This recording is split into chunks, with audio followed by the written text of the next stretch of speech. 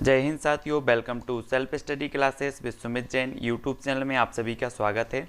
दोस्तों, आज के इस वीडियो में हमने अभी तक जो कुछ पढ़ा है पर्यावरण में उसका पूरा का पूरा रिवीजन करेंगे। पूरी की पूरी आज मैराथन आपकी क्लास होगी जहां पर आपसे बहुत सारे प्रश्न पूछे जाएंगे। एक क्लास आपकी पूरी 9 बजे तक चलेगी और ये बहुत ही महत्वपूर्ण प्रश्न होंगे आपके लिए। तो एक जो क्लास है आपकी जो है सीटीईटी एग्ज़ाम की दृष्टि से या फिर वर्ग 3 एग्ज़ाम की दृष्टि से बहुत ही महत्वपूर्ण होने वाला है। तो सभी लोगों को वीडियो को लाइक करना है और वीडियो को शेयर भी कर देना है, ठीक है। तो साथियों, आज का वीडियो स्टार्ट होगा और आपको उत्तर बताने के लिए तैयार होना है। और जो भी साथी अभी तक टेलीग्राम ग्रुप से नहीं जुड़ पाए हैं वो टेलीग्राम ग्रुप से जुड़ें। टेलीग्राम ग्रुप से जुड़ने के लिए आपको टेलीग्राम ऐप डाउनलोड करना है, फिर उसमें सर्च करना है IAS स्टडी ट्रिक और ज्वाइन हो जाना है, ठीक है। तो सभी लोगों को सभी सारी की सारी जो आवाज़ है वो क्लियर आ रही होगी और स्टार्ट करने वाले हैं आज का ये वीडियो, ठीक है। बहुत बढ़िया। तो सभी लोग तैयार हैं आज के वीडियो के लिए? चलिए, तो आज का जो अपना पहला प्रश्न है दोस्तों, पर्यावरण के प्रमुख घटक हैं, घटक बताना है। जल्दी से बताएंगे सभी लोग।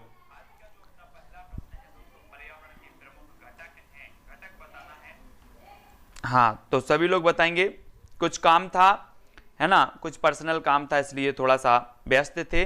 तो अब हमें फिर से क्लास स्टार्ट करने वाले हैं और आज पूरी की पूरा हम रिवीजन करेंगे, पूरा का पूरा रिवाइज करेंगे, ठीक है। जो कुछ भी हमने पढ़ा है वो हम कहीं भूल तो नहीं गए हैं, तो पूरा का पूरा एक साथ रिवाइज करने वाले हैं, ठीक है। बहुत बढ़िया। तो सभी लोगों को वीडियो प्रश्न का उत्तर बताना है। पर्यावरण के प्रमुख घटक हैं, तो घटक कौन से हो जाएंगे? सभी लोग आंसर बताते चलेंगे, है ना।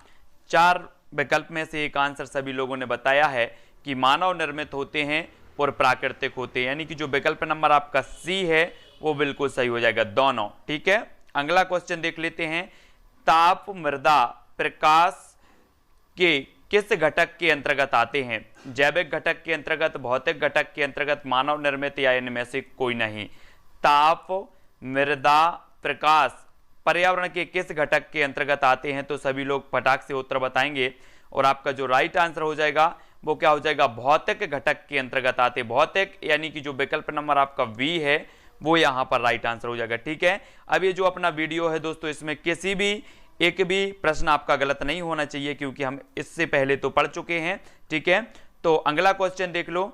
अगला जो आपका क्वेश्चन है, पर्वत, पठार, मैदान, घाटी पर्यावरण के किस क्षेत्र में आते हैं? पर्वत, पठार, मैदान, घाटी पर्यावरण के किस क्षेत्र में आते हैं? स्थल मंडल, जल मंडल, वायुमंडल या फिर जैव मंडल? सभी को बताना है। आपको पर्वत भी आपको पता है, पठार भी आपको पता है ना, और स्थल मंडल भी आपने पढ़ा है, जल मंडल, जैव मंडल, वायुमंडल सभी कुछ आपने देखा है। और आपका राइट आंसर क्या हो जाएगा? स्थल मंडल। स्थल मंडल यानी कि जो विकल्प नंबर आपका 1 है बिल्कुल सही हो जाएगा यहाँ पर, ठीक है। पर्वत, पठार, मैदान, घाटी पर्यावरण के किस क्षेत्र में आते हैं? तो वो आते हैं स्थल मंडल क्षेत्र में। आ नंबर आपका बिल्कुल सही हो जाएगा। अगला क्वेश्चन देख लेते हैं। पृथ्वी का 2/3 भाग कौन सा मंडल है? 2/3 भाग बताना है। स्थल मंडल है, जल मंडल है, वायुमंडल है या फिर जैव मंडल है? 2/3 भाग हमें बताना है कि जो 2/3 भाग है वो क्या है। पृथ्वी का 2/3 भाग कौन सा मंडल है? तब आपका राइट आंसर क्या हो जाएगा? 4 में से सभी लोग बताएंगे और आपका उत्तर हो जाएगा क्या? जलमंडल। हम पढ़ते हैं ना कि लगभग 71 दशमलव या 70.8 जो भाग है पृथ्वी का वो जलमंडल से, जल से ढका हुआ है। तो बी नंबर यहां पर आपका बिल्कुल यहां पर सही हो जाएगा, ठीक है। अगला क्वेश्चन देख लेते हैं साथियों। धूल के कण एवं जलवाष्प किस मंडल में पाए जाते हैं? धूल के कण और जलवाष्प ये किस मंडल में पाए जाते हैं? स्थल मंडल में, जल मंडल में, वायुमंडल या फिर जैव मंडल में? तो हमें उत्तर बताना है। क्या होगा राइट आंसर? धूल के कण एवं जलवाष्प किस मंडल में पाए जाते हैं? तब आपका राइट आंसर क्या होगा? तो अधिकांश लोगों ने सही उत्तर बताया है कि जो धूल के कण हैं, धूल के कण और जलवाष्प जो है ये कहां पाई जाती है? वायुमंडल में। हम देखते हैं ना कि वायु में धूल के कण जो है उड़ते रहते हैं, है ना। तो धूल के कण वायुमंडल में पाए जाते हैं। वे जीव जो मृत शरीर के कार्बनिक पदार्थों को साधारण तत्वों में अपघटित कर देते हैं, क्या कहलाते हैं? सभी लोगों को बताना है। एक तो आपका उत्तर अपघटक है। क्या है? अपघटक। सर्वाहारी, तृतीय उपभोक्ता या फिर द्वितीय उपभोक्ता? यहां पर उत्तर बताना है। यहां पर कुछ मिस्टेक हो गई है और उत्तर सभी लोग बताएंगे। क्या हो जाएगा? वे जीव जो मृत शरीर के कार्बनिक पदार्थों को साधारण तत्वों में अपघटित कर देते हैं कहलाते हैं। तो क्या कहलाते हैं? तब सभी लोगों ने जो आंसर बताया है कि वो कहलाते अपघटक। अपघटक यानी कि जो विकल्प नंबर आपका 1 है वो यहां पर बिल्कुल सही हो जाएगा, 1 नंबर का। ठीक है, अगला देख लेते। चिपको आंदोलन की शुरुआत कब हुई थी? चिपको आंदोलन सभी को पता है कि ये उत्तराखंड से संबंधित है। चिपको आंदोलन पेड़ों को बचाने के लिए ये चिपको आंदोलन की शुरुआत हुई थी। तो इसकी शुरुआत कब हुई थी ये हमें बताना है। सुंदरलाल बहुगुणा इससे संबंधित हैं। ठीक है, और इन्हें वृक्षों का आदमी भी कहा जाता है। वृक्षों का आदमी किसे कहा जाता है? तो सुंदरलाल बहुगुणा साहब को कहा जाता है। तब आपका राइट आंसर जो हो जाता है वो क्या हो जाता है? 1973। 1973 याद रख लेना है। चिपको आंदोलन कब शुरू हुआ? 1973 से। ठीक है, बाबा आमटे और मेधा पाटेकर किस आंदोलन से संबंधित हैं? बाबा आमटे बताना है, सभी को बताएंगे। नर्मदा बचाओ आंदोलन, स्वच्छ गंगा अभियान, चिपको आंदोलन या अपिक्को आंदोलन? सभी को बाबा आमटे और मेधा पाटेकर किस आंदोलन से संबंधित हैं? तो आपका बिल्कुल सही आंसर क्या हो जाएगा? है ना, मेधा पाटेकर। सभी लोगों को पता है कि मेधा पाटेकर और बाबा आमटे ये नर्मदा बचाओ आंदोलन यानी कि जो विकल्प नंबर आपका 1 है वो बिल्कुल यहां पर सही हो जाएगा, 1 नंबर। ठीक है, 1 नंबर आपका बिल्कुल सही है। बढ़ते हैं अगले क्वेश्चन की ओर। विश्व पर्यावरण संरक्षण दिवस कब मनाया जाता है? विश्व पर्यावरण दिवस हमने पढ़ा था कि 5 जून को मनाया जाता है, लेकिन विश्व पर्यावरण संरक्षण दिवस हमें बताना है ये 26 नवंबर को, 22 अप्रैल को, 3 अक्टूबर को या फिर 22 मई को मनाया जाता है। अब हमें उत्तर बताना है और सभी लोग उत्तर बता रहे हैं। कृष्णा, अनामिका, प्रीति, दिनेश, अंजना जी, है ना, बंटी जी, अतुल जी, श्री कृष्णा, वंदना, सोनम जी, सभी लोग उत्तर बता रहे हैं। बहुत बढ़िया, अच्छा लग रहा है कि आप लोग गलत उत्तर नहीं बता करके सही उत्तर बता रहे हैं। तो विश्व पर्यावरण दिवस जो मनाया जाता है, संरक्षण दिवस, विश्व पर्यावरण संरक्षण दिवस वो मनाया जाता है 26 नवंबर, है ना, 26 नवंबर यानी कि जो विकल्प नंबर आ है वो बिल्कुल सही हो जाएगा। ठीक है, अगला क्वेश्चन है अपना, निम्न में से कौन सी बस्ती सजीव नहीं है? आप लोग सभी लोग समझते हैं सजीव और निर्जीव।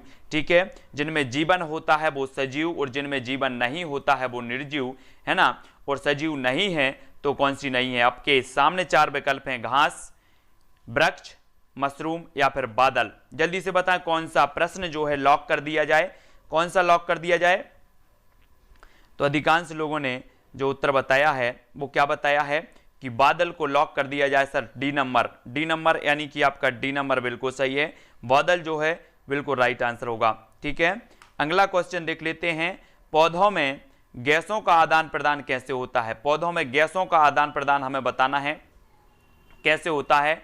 सभी को पता है कि पौधे प्रकाश संश्लेषण क्रिया द्वारा जो है अपना भोजन बनाते हैं, इसलिए इन्हें स्वपोषी कहा जाता है ना, स्वपोषी कहा जाता है। और गैसों का आदान प्रदान कैसे होता है? जड़ों के द्वारा, तने के द्वारा, फूलों के द्वारा या फिर पत्तियों के द्वारा। तब आपका राइट आंसर क्या हो जाएगा? है ना, राइट सभी लोगों ने बताया कि सर ये तो पत्तियों के द्वारा करते हैं। जो पेड़ पौधे होते हैं ये जो है गैसों का आदान प्रदान करते हैं पत्तियों के द्वारा।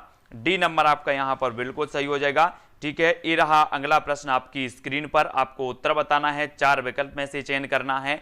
निम्न में से कौन अपने शिकार को पकड़ने के लिए अपनी जीभ का प्रयोग करता है? तो सभी लोगों को पता है ना, सभी लोग ने देखे होंगे, मेंढक भी देखे हैं, छिपकली भी देखे हैं, कुछ लोग तो छिपकली से भी डरते होंगे, है ना। तो अब जल्दी से बता दो कि अपनी जीभ का जो प्रयोग करते हैं वो कौन कौन से ऐसे जीव हैं जो जीभ का प्रयोग करते हैं? तब आपका बिल्कुल सही आंसर क्या हो जाएगा? आंसर हो जाएगा कि मेंढक भी करता है और छिपकली भी करती है ना, करती। तो 2 नंबर आपका दोनों यहां पर सही हो जाएगा। अगला क्वेश्चन देख लो। सील मछली स्तनधारी है। स्तनधारी आप लोग समझते होंगे, स्तनधारी किन्हें कहा जाता है? सभी लोगों को पता है ना। हाँ, तो बताना है आपको, जल में रहती है, उड़ नहीं सकती या फिर मांसाहारी है या बच्चे को जन्म देती है। सभी को बताना है स्तनधारी प्राणी किन्हें कहा जाता है। तो जल्दी से आपका राइट आंसर क्या हो जाएगा? बच्चे को जन्म देती है। बच्चे को जन्म देती है यानी कि जो विकल्प नंबर आपका डी है वो यहां पर सही हो जाएगा। ठीक है। जो सीधे बच्चों को जन्म देते हैं वो स्तनधारी कहलाते हैं, यानी कि डी नंबर आपका यहाँ पर, डी नंबर बिल्कुल सही होगा, ठीक है। अगला क्वेश्चन देख लेते हैं, सजीवों को 5 जगतों में किसने विभाजित किया है? सजीव और निर्जीव आप समझते हैं, कई बार आपने है ना पढ़ा भी है कि सजीव क्या है, निर्जीव क्या है, और इन्हें 5 जगतों में किसने विभाजित किया है? सभी लोग बताएंगे। 14 का आंसर बताना है Carolus Linnaeus, Robert Hooke, R H. Whittaker और चार्ल्स डार्विन। ये आपके प्रश्न है, प्रश्न क्रमांक 14 है, ठीक है। और आपकी क्लास में दोस्तों कल 8 तारीख को लगेंगे। 9 तारीख से हम कुछ स्पेशल वीडियो बना करके आपकी पूरी उसमें डाल देंगे, है ना, प्रीमियर में। तो आपको कंटिन्यू जो आपकी क्लास रहती है उसी के हिसाब से आपको देख लेना है ना। तो सजीवों को 5 जगतों में किसने विभाजित किया है? तो वो किया क्या है? आर.एच. व्हिटेकर साहब, यानी कि सी नंबर आपका यहां पर बिल्कुल सही होगा, सी नंबर होगा। अगला देख लो, निम्न में से कौन एक वृक्ष नहीं है? कौन नहीं है वृक्ष? पीपल नहीं है, सुंदरी, कीकर या फिर केला। सभी लोगों को बताएंगे। स्पेशल एनसीईआरटी के कुछ विस्तृत अध्ययन के नोट्स हैं, उन विस्तृत अध्ययन के नोट्स का वीडियो बना के हम यथावत समय पर आपका समय सेट कर देंगे, जो कि आपको देखना है बाद में वीडियो, ठीक है। और एक वृक्ष नहीं है, तो वृक्ष नहीं है केला, यानी कि जो आपका विकल्प नंबर डी है वो यहां पर सही हो जाएगा, ठीक है। हाँ, अगला क्वेश्चन देखो, प्रकाश संश्लेषण सबसे कम किस रंग में होता है? किस रंग में होता है? लाल में होता है, हरा में होता है, पीला में होता है, बैगनी में होता है। तो प्रकाश संश्लेषण सबसे कम बताना है तो किस में होता है? अपन ने पढ़ा था कि सबसे ज्यादा जो होता है वो लाल रंग में होता है। सबसे ज्यादा किस रंग में होता है? लाल रंग में होता है।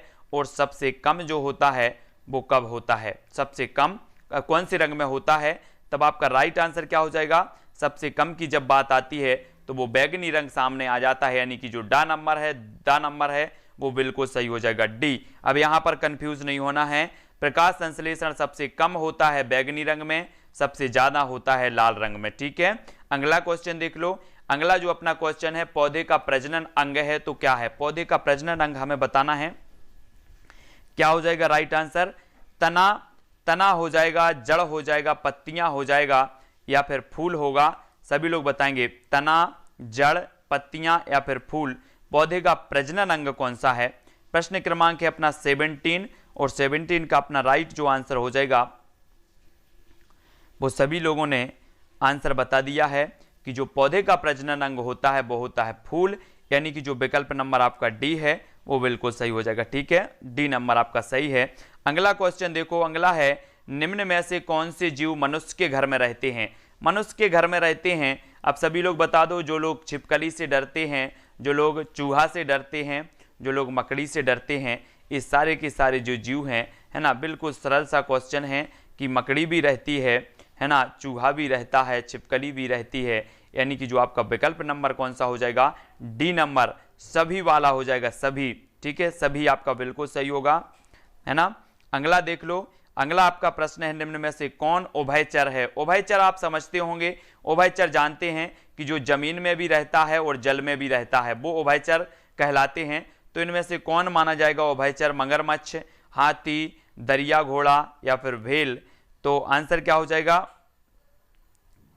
तो सभी लोगों ने बताया है कि कौन सा उभयचर है, और उभयचर में जो आपका राइट आंसर हो जाएगा वो क्या हो जाएगा? मगरमच्छ, यानी कि जो विकल्प नंबर आ है वो बिल्कुल सही हो जाएगा, ठीक है। आ नंबर आपका बिल्कुल सही हो जाएगा।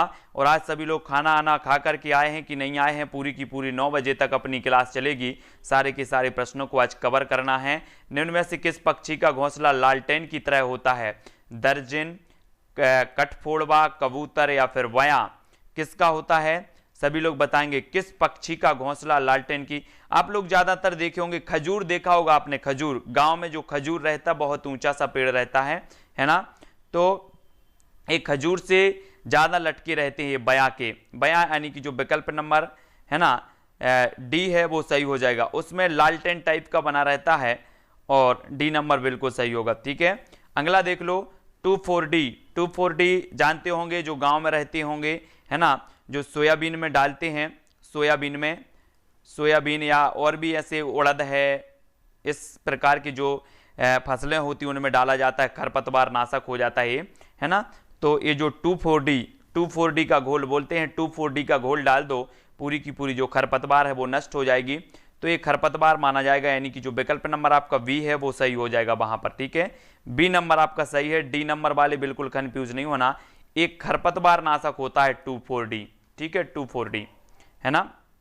अगला देख लो, लद्दाख की चांपगा जनजाति किस प्रकार की कृषि करती है। चांपगा ये लद्दाख की जनजाति है ना, और लद्दाख सभी लोगों को पता है एक केंद्र शासित प्रदेश है, और सबसे जो ठंडा मरुस्थल होता है वो लद्दाख में ही है ना, सबसे ठंडा मरुस्थल। और चांपगा जनजाति है तो एक कर्तन और दहन मिश्रित गहन निर्वाह या चलवासी पशुचारण, तो ये किस प्रकार की कृषि करती है हमें यहाँ पर बताना है, प्रश्न क्रमांक 22 का। और अधिकांश लोग जो उत्तर बता रहे हैं वो बता रहे हैं कि ये चलवासी पशुचारण प्रकार की जो है ये कृषि करती है ना, मतलब जो विकल्प नंबर आपका डी है वो सही हो जाएगा, ठीक है, बिल्कुल राइट आंसर है। आर्द्रता को मापा जाता है, आर्द्रता आप लोग समझते होंगे, है ना, नमी जिसे बोलते हैं, नमी, आर्द्रता, है ना। हम बोलते ना कृषि करते हैं तो बोलते कि हमारी जमीन में भी तो अभी क्या है, नमी बनी हुई है, नमी, आर्द्रता है मतलब। तो आर्द्रता को मापा जाता है तो किससे मापा जाता है, सभी लोगों को पता है, एक तो इसका ऐसा बोल दिया जाता है कि आर्द्रता मापी, है ना, आर्द्रता मापी, और दूसरा जो इसका होता है, अब यहाँ ऐसा कंफ्यूज नहीं होना है, यहाँ पर हाइड्रोमीटर दिया और यहाँ पर हाइग्रोमीटर दिया है, ठीक है, तो ये दो ही कंफ्यूजन करेंगे, जल्दी में उत्तर नहीं लगाना है, आपका उत्तर होगा विकल्प नंबर 2 हाइग्रोमीटर, बी नंबर यहाँ पर आपका राइट आंसर हो जाएगा, ठीक है, बी नंबर हाइग्रोमीटर, हाइड्रो नहीं है ना, हाइड्रो नहीं है, डा नहीं आएगा, ग्रो आएगा, ग्रो, ठीक है। अगला देख लो, पर्यावरण ही शिक्षा है और शिक्षा का कार्य छात्र को उसके अनुकूल बनाना, ये जो कथन है वो किसका है, प्याजे साहब का है, थॉम्पसन का है, स्किनर या फिर जॉन डुवी साहब का है, तो ये उत्तर बताना है। प्रश्न क्रमांक 24 का आंसर बताएंगे जल्दी से, सभी लोगों को बताना है ना, कुछ दिन क्या हो जाएगा, अभी जो होली का टाइम है ना, होली में सभी लोग घर जाते हैं तो हम भी घर घुमाएंगे, और तो जल्दी से बताना है। थॉम्पसन आपका बिल्कुल सही होगा, थॉम्पसन यानी कि जो विकल्प नंबर वी है वो यहाँ पर बी नंबर बिल्कुल सही होगा, थॉम्पसन। पर्यावरण ही शिक्षा है और शिक्षा का कार्य छात्र को उसके अनुकूल बनाना, ये जो कथन है ये थॉम्पसन, बी नंबर बिल्कुल सही होगा, ठीक है। अगला है, निम्न में से कौन सीखने की प्रक्रिया को प्रभावित करने वाला व्यक्तिगत कारक है, तो कौन सा है, परिवार है, अभिप्रेरणा है, या फिर समाज है, या पुरस्कार एवं दंड है, सभी लोग बताएंगे, सभी को आंसर बताना है। निम्न में से कौन सीखने की प्रक्रिया को प्रभावित करने वाला व्यक्तिगत कारक है, तो व्यक्तिगत कारक बताना है, लेकिन आपकी वीडियो यथावत में डाल करके जाऊंगा, पूरे के पूरे यथावत टाइम पर आपको वीडियो मिलेंगे, ठीक है, तो जिसको भी वीडियो देखना है वो यथावत मिलेंगे, और पर्यावरण के विशेषकर एनसीईआरटी पर आधारित वीडियो मिलेंगे, जो एनसीईआरटी के स्पेशल नोट्स हैं उनके, ठीक है। तो निम्न में से कौन सीखने की प्रक्रिया को प्रभावित करने वाला व्यक्तिगत कारक है, तो व्यक्तिगत कारक बताना है, तो व्यक्तिगत कारक आपका अभिप्रेरणा हो जाएगा, अभिप्रेरणा यानी कि जो विकल्प नंबर आपका 2 है, बी नंबर है, वो यहां पर सही होगा, बी नंबर, ठीक है।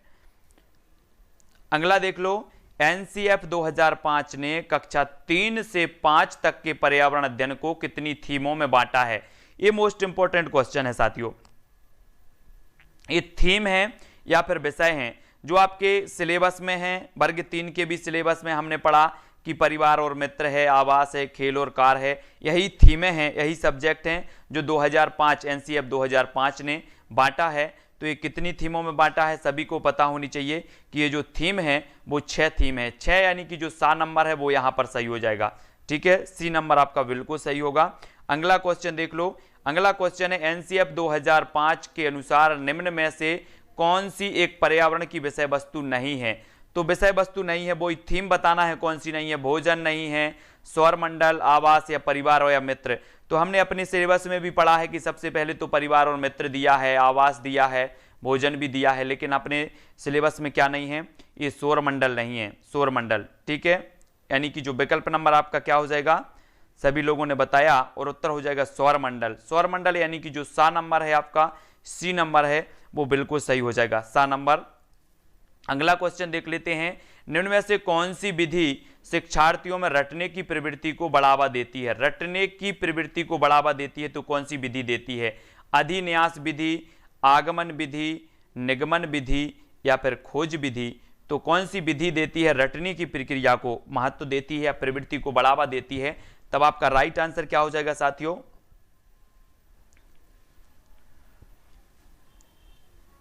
तब अधिकांश लोगों ने जो उत्तर बताया वो बता दिया है क्या? निगमन। निगमन जो विधि है, निगमन विधि और आगमन विधि, इनको तो जरा अच्छे से पढ़ना है। यहां से क्वेश्चन आपका एक ना एक क्वेश्चन आएगा, है ना, चाहे आपका पर्यावरण में आ जाए, बाल विकास में आ जाए, तो कहीं ना कहीं आपका ये निगमन और आगमन तो आएगा ही। कौन से सूत्र इसमें लागू होते हैं, कौन से सूत्र में कौन सी विधि चलती है, ये चीज आपको पता होनी चाहिए। ठीक है, अगला देख लो, पर्यावरण अध्ययन की प्रकृति निम्न का समर्थन नहीं करती।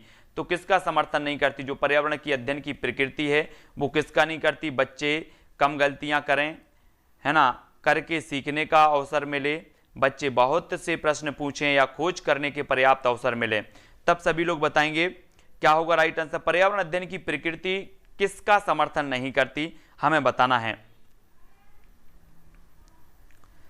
तब आंसर क्या हो जाएगा प्रश्न क्रमांक 29 का? और अधिकांश लोगों ने बिल्कुल सही आंसर बताया है कि बच्चे कम गलतियां करें, कम गलतियां करें, ये समर्थन नहीं करती पर्यावरण अध्ययन की प्रकृति, है ना। पर्यावरण अध्ययन की प्रकृति आपको पता है कि अधिगम में गलतियां, है ना, सीखने या सिखाने में गलतियां एक प्रमुख भाग मतलब अंग मानी जाती हैं। सीखने और सिखाने की गलतियां प्रमुख अंग मानी जाती हैं। आ नंबर आपका यहां पर बिल्कुल सही होगा। अगला क्वेश्चन है, पर्यावरण जागरूकता का किसके द्वारा सृजन किया जा सकता है? क्षेत्रीय भ्रमण के द्वारा, व्याख्यान के द्वारा, समूह वार्तालाप या अध्ययन के द्वारा? तब आपका राइट आंसर क्या हो जाएगा? पर्यावरण जागरूकता का किसके द्वारा सृजन किया जा सकता है?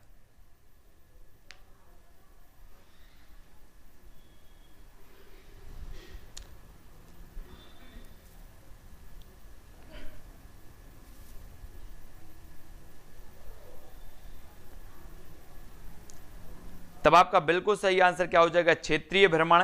क्षेत्रीय भ्रमण यानी कि जो विकल्प नंबर 1 है वो यहां पर 1 नंबर बिल्कुल सही हो जाएगा। ठीक है, क्षेत्रीय भ्रमण आपका सही आंसर होगा। अगला क्वेश्चन देखेंगे। अगला आपका क्वेश्चन होगा साथियों, क्या हो जाएगा?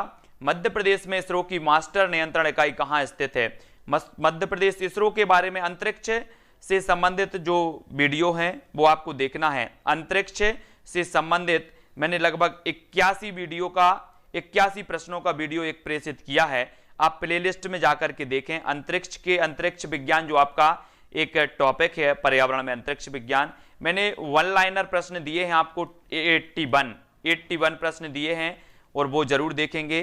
पूरे के पूरे कवर करवाए हैं प्रश्नों को। मध्य प्रदेश में इसरो की मास्टर नियंत्रण इकाई कहां स्थित है हमें बताना है और मध्य प्रदेश से संबंधित है। तो आपका राइट आंसर क्या हो जाएगा, है ना। सभी लोगों को पता होनी चाहिए कि भोपाल आपका राइट होगा। भोपाल में है इसरो की मास्टर नियंत्रण इकाई, है ना। और ये क्वेश्चन व्यापम में आया हुआ है, पिछले एग्जामों में ये क्वेश्चन आया हुआ है, इसलिए इग्नोर नहीं करना। भोपाल आपका राइट आंसर होगा। ठीक है, अगला क्वेश्चन देखो, निम्न में से नवीकरणीय ऊर्जा का स्रोत नहीं है तो कौन सा नहीं है? सौर, एलपीजी, बायोमास या पवन? सभी लोग आंसर बताएंगे। मैं अधिकांश जो क्वेश्चन आप तक लाता हूं पुराने ओल्ड पेपर से लाता हूं या फिर व्यापम द्वारा पूछे हुए ऐसे क्वेश्चन लाता हूं, तो आपको बताना है निम्न में से नवीकरणीय ऊर्जा का स्रोत नहीं है तो कौन सा नहीं है? सौर, एलपीजी, बायोमास या फिर पवन? कौन सा नहीं है? नवीकरणीय ऊर्जा। ऐसा क्वेश्चन आपने देखा होगा पिछले 2011 में भी आया था, नवीकरणीय और अनवीकरणीय, है ना, अपन ने पढ़ा भी था। तो आपका राइट आंसर क्या होगा? आपका आंसर हो जाएगा एलपीजी। एलपीजी यानी कि जो विकल्प नंबर आपका वाह है वो बिल्कुल सही होगा, V number, LPG right answer होगा। निम्न में से नवीकरणीय ऊर्जा का स्रोत नहीं है तो कौन सा नहीं है? एलपीजी यानी कि वी नंबर आपका राइट होगा। ठीक है, अगला देख लो, निम्न में से कौन से औषधीय पौधे मध्य प्रदेश में पाए जाते हैं? धृत, घृत कुमारी, नागर मोथा, उक्त दोनों या फिर इनमें से कोई नहीं? तो कौन से पाए जाते हैं औषधीय पौधे मध्य प्रदेश में पाए जाते हैं? तब 4 में से आपका उत्तर क्या हो जाएगा? कौन से पाए जाते हैं? अब सीधा सा तो है, आप लोग ट्रिक लगा देंगे। कौन सी ट्रिक लगा देंगे? उपरोक्त दोनों वाली लगा देंगे। सर बोले आओ देखा ना ताओ, अब तो वो 2 नंबर यानी कि उपरोक्त दोनों आ गया, मतलब वो सही है ना। 100%, कुछ लोग तो बोल देते 101%, है ना। तो अगला देख लेते हैं, निम्न में से कौन सी नदी पन्ना बाघ अभ्यारण्य से गुजरती है। पन्ना की बात आ गई यहाँ पर, पन्ना, और पन्ना वही पन्ना है जहां पर पन्ना राष्ट्रीय उद्यान है ना। और पन्ना राष्ट्रीय उद्यान में से कौन सी नदी गुजरती है, ये क्वेश्चन भी आया हुआ है, एमपी व्यापम में ये क्वेश्चन भी आया है, कौन सी नदी पन्ना बाघ अभ्यारण्य से गुजरती है। तब सभी लोग बताएंगे क्या हो जाएगा राइट आंसर।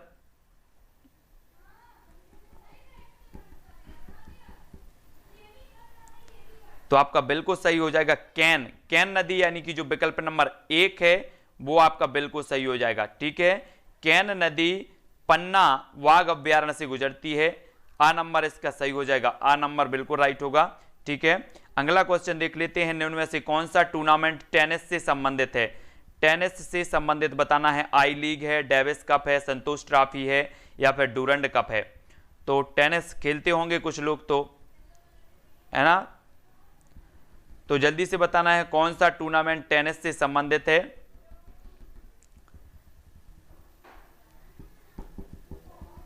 तब आपका राइट आंसर होगा डेविस कप। डेविस यानी कि जो विकल्प नंबर आपका वी है, डेविस कप जो है ये टेनिस से संबंधित है। टेनिस यानी कि जो विकल्प नंबर वी आपका सही हो जाएगा, वी नंबर। ठीक है,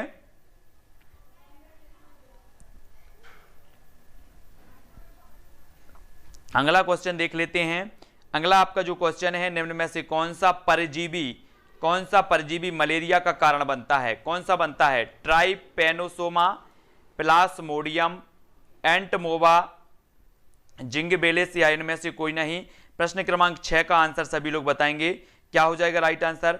मैं होली के बाद आपको बहुत सारी जो भी इंपॉर्टेंट चीजें हैं, जैसे अपनी ग्रीन हाउस गैसें हैं, या फिर प्रमुख आवास हैं, जैसे शेर के आवास हैं, चूहे के, बिल्ली के आवास, ये सारे की सारी कुछ चीजें जो महत्वपूर्ण हैं, मैं आपको ट्रिक के माध्यम से करवाऊंगा, है ना। कुछ चीजें जहां से प्रश्न बनने की संभावना है।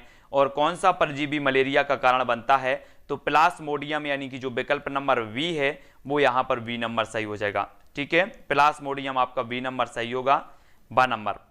ठीक है, अगला क्वेश्चन देख लो, कक्षा में अच्छा अनुशासन बनाए रखने के लिए मूलभूत आवश्यकता कौन सी है। कक्षा में अनुशासन बनाए रखने के लिए मूलभूत आवश्यकता कौन सी है। शिक्षण कौशल है, शारीरिक दंड है, श्रम विभाजन है, शिक्षण का विकेंद्रीकरण है। तो क्या होगा राइट आंसर आपका, कक्षा में अच्छा अनुशासन बनाए रखने के लिए मूलभूत आवश्यकता कौन सी है।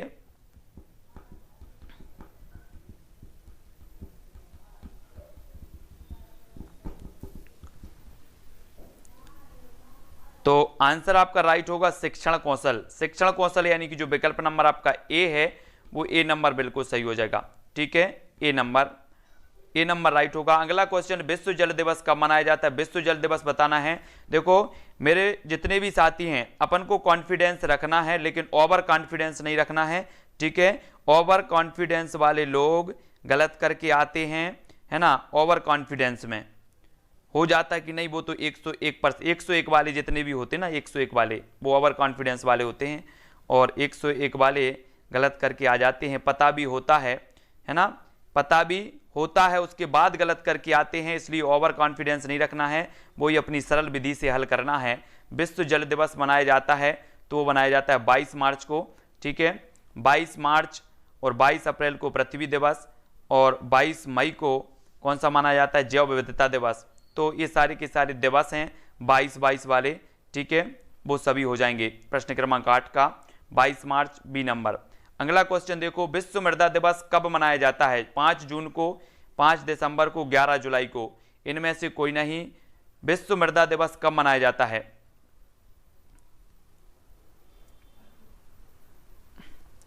विश्व मृदा दिवस 5 जून, 5 दिसंबर, 11 जुलाई, या इनमें से कोई नहीं।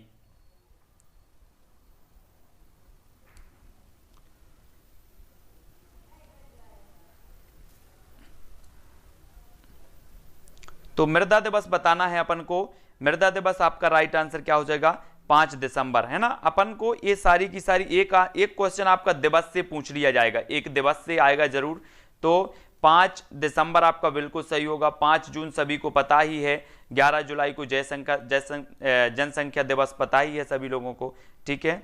तो इस प्रकार से याद रखेंगे। अगला देख लो, निम्न में से कौन अदृश्य प्रदूषक है।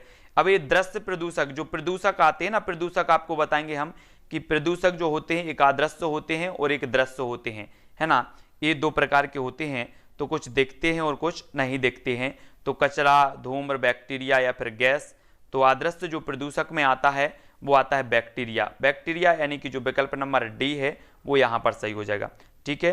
अदृश्य प्रदूषक होते हैं बैक्टीरिया, डी नंबर आपका सही हो जाएगा, ठीक है।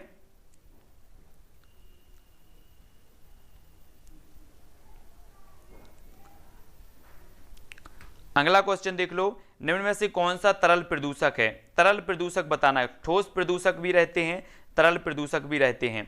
और तरल प्रदूषक हमें बताना है धूम्र है, अमोनिया है या फिर धूल है या कार्बन डाइऑक्साइड है। तो तरल प्रदूषक कौन सा है, आपका राइट आंसर क्या हो जाएगा।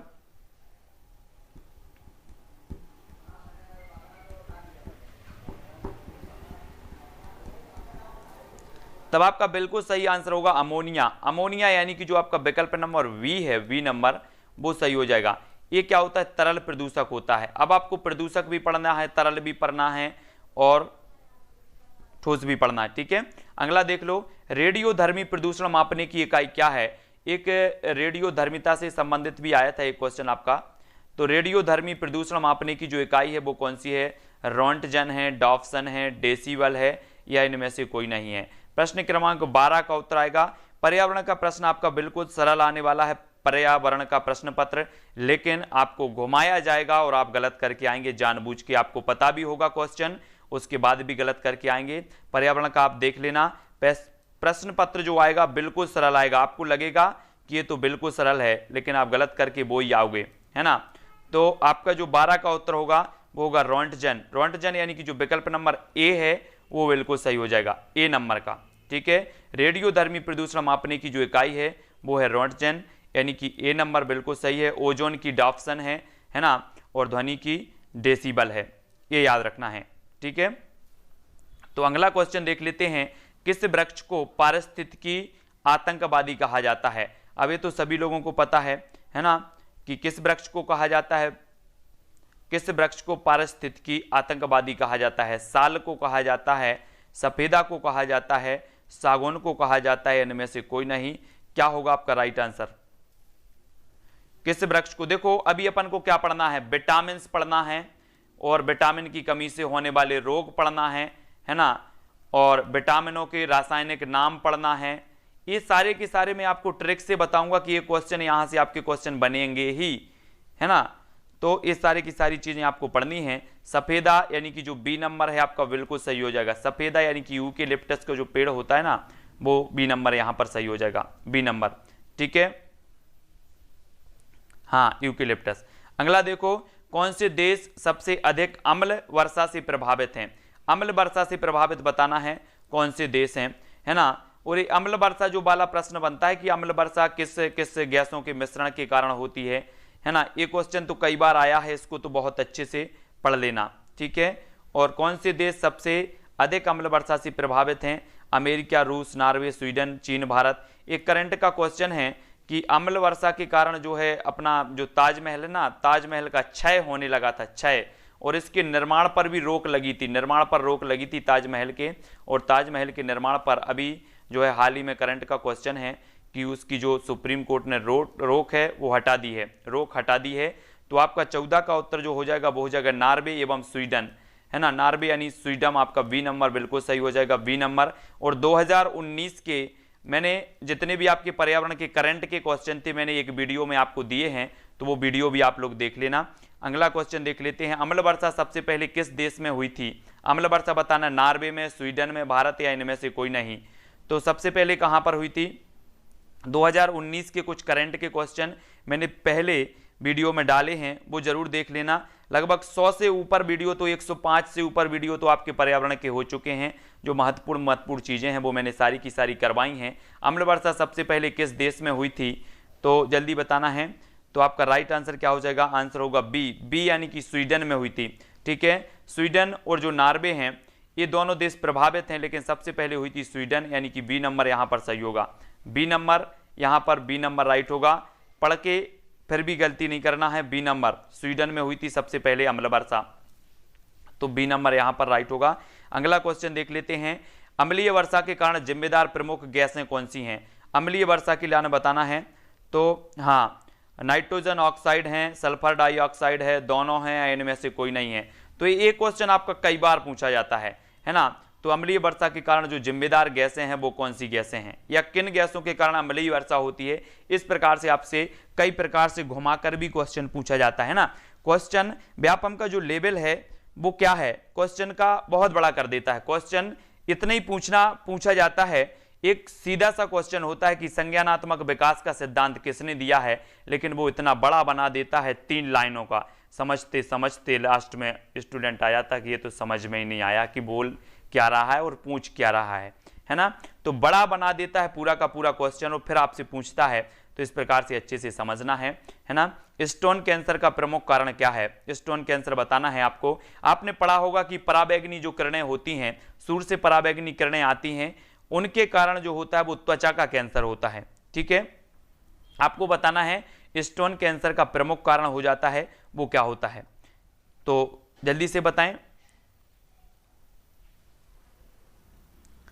तो आपका राइट आंसर होगा अम्ल वर्षा। अम्ल वर्षा यानी कि जो विकल्प नंबर आ है वो सही हो जाएगा। ठीक है, आ नंबर आपका बिल्कुल राइट आंसर होगा, आ नंबर। अगला क्वेश्चन देखो, केंद्रीय मृदा संरक्षण बोर्ड की स्थापना कब की गई? केंद्रीय मृदा संरक्षण बोर्ड की स्थापना कब की गई थी? 1952 में, 1953 में, 1954 में, या इनमें से कोई नहीं? केंद्रीय मृदा संरक्षण बोर्ड की हमें स्थापना बताना है, तब आपका राइट आंसर क्या होगा?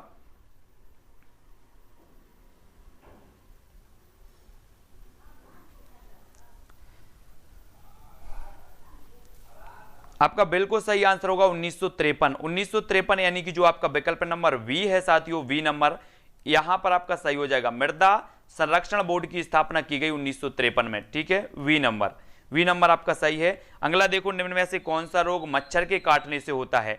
मच्छर के काटने से बताना, चिकनगुनिया होता, मलेरिया होता, डेंगू होता है, या फिर सभी होते हैं मच्छर के काटने से, है ना। एक वीडियो आपका आएगा, कौन सा? वो वाला आएगा परियोजनाओं से संबंधित, है ना, बाघ परियोजना, है ना, और हाथी परियोजना, मगर संरक्षण परियोजना, ये सारे की सारी जो परियोजनाएं हैं ये कब स्थापित हुई हैं, कब से चालू हुई, एक वीडियो इस प्रकार से भी आपका आने वाला है। ठीक है, तो आपका राइट आंसर क्या हो जाएगा कि चिकनगुनिया भी होता है, मलेरिया भी होता है, डेंगू भी होता है। ठीक है, तो डी नंबर आपका बिल्कुल सही हो जाएगा। पर्यावरण अध्ययन के लिए आप छात्रों को कौन से चैनल देखने का सुझाव देंगे, ये हमें बताना है ना, छात्रों को देना है। तो जल्दी से बताएं, डिस्कवरी है, नेशनल ज्योग्राफी है, एनिमल प्लेनेट है, या फिर सभी हैं? तो आपका राइट आंसर क्या हो जाएगा? पर्यावरण अध्ययन के लिए आप छात्रों को कौन से चैनल देखने का सुझाव देंगे?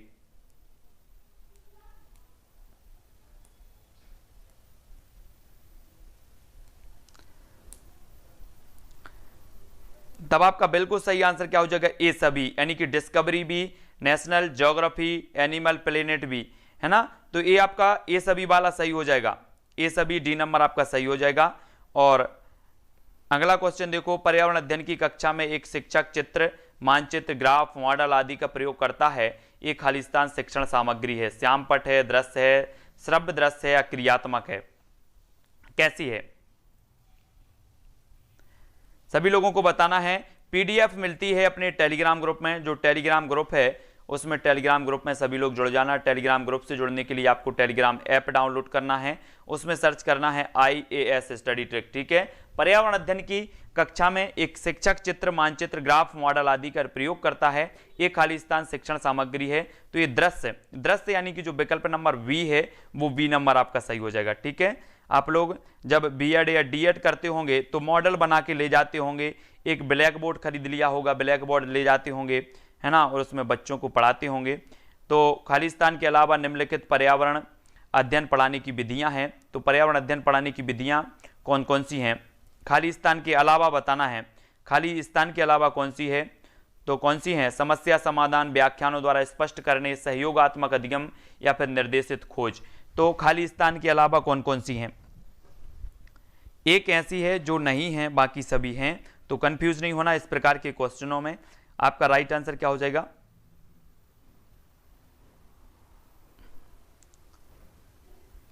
आपका बिल्कुल सही हो जाएगा। व्याख्यानों द्वारा स्पष्ट करने में, व्याख्यानों द्वारा स्पष्ट करने में वी नंबर यहां पर आपका सही होगा, बी नंबर। ठीक है, वी नंबर आपका राइट होगा।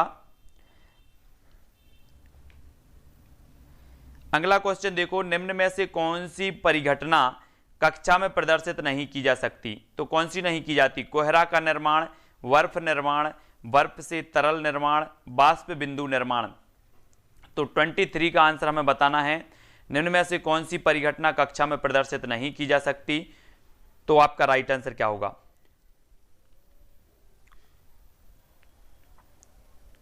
सभी लोगों को बताना है। और आपका एक जो टॉपिक है ना, अंतरिक्ष विज्ञान, अंतरिक्ष विज्ञान से संबंधित आप वीडियो जरूर देख लेना, क्योंकि जो अंतरिक्ष से संबंधित अपना करंट में भी रहा है ना, चंद्रयान मिशन 2 भी करंट में रहा है, उससे भी क्वेश्चन पूछे जा सकते हैं आपके। तो कोहरा निर्माण आ नंबर यहां पर बिल्कुल सही हो जाएगा, आ नंबर। ठीक है, कोहरा निर्माण को कक्षा में प्रदर्शित नहीं किया जा सकता। ज्वार और बाजरा कहां उगते हैं? पहाड़ी क्षेत्रों में, समतल मैदानों में, शुष्क क्षेत्रों में, या फिर तटीय मैदानों में? कहां उगते हैं ज्वार और बाजरा? कहां उगते हैं? सभी लोग बताएंगे, है ना। ज्वार की रोटी खाई होगी आप लोगों ने, ज्वार की रोटी बनती है बहुत अच्छी, और रोटी खाई होगी बहुत सारे लोगों ने, जो भी अपने गांव के लोग हैं या अपने साथी हैं जिन्होंने ज्वार के बारे में जानते हैं, और सभी लोग जानते हैं लगभग। तो शुष्क क्षेत्रों में आपका बिल्कुल सही हो जाएगा सी नंबर, सी नंबर बिल्कुल सही होगा। ये जो ज्वार है ये शुष्क क्षेत्रों में मतलब उगती है, तो सी नंबर जो है, इसकी जो जलवायु है मतलब वो शुष्क क्षेत्र है, बाकी तो उगा तो कहीं भी देते लोग, लेकिन इसकी जो जलवायु है वो सी नंबर आपका यहाँ पर सही होगा। निम्न में से कपासी मृदा किसे कहते? कपासी, कपास के लिए अपना खरगोन जाना जाता है ना, कपास अनुसंधान केंद्र। एक क्वेश्चन पूछा जाता है कि कपास अनुसंधान केंद्र कहाँ है, तो अपन खरगोन पहुंच जाते हैं, सबसे खरगोन है ना कपास अनुसंधान केंद्र। और अंगूर अनुसंधान केंद्र पूछा जाता है तो अपन रतलाम पहुंच जाते हैं, अंगूर, है ना। तो निम्न में से कपासी मृदा किसे कहते हैं? कपासी मृदा बतानी है।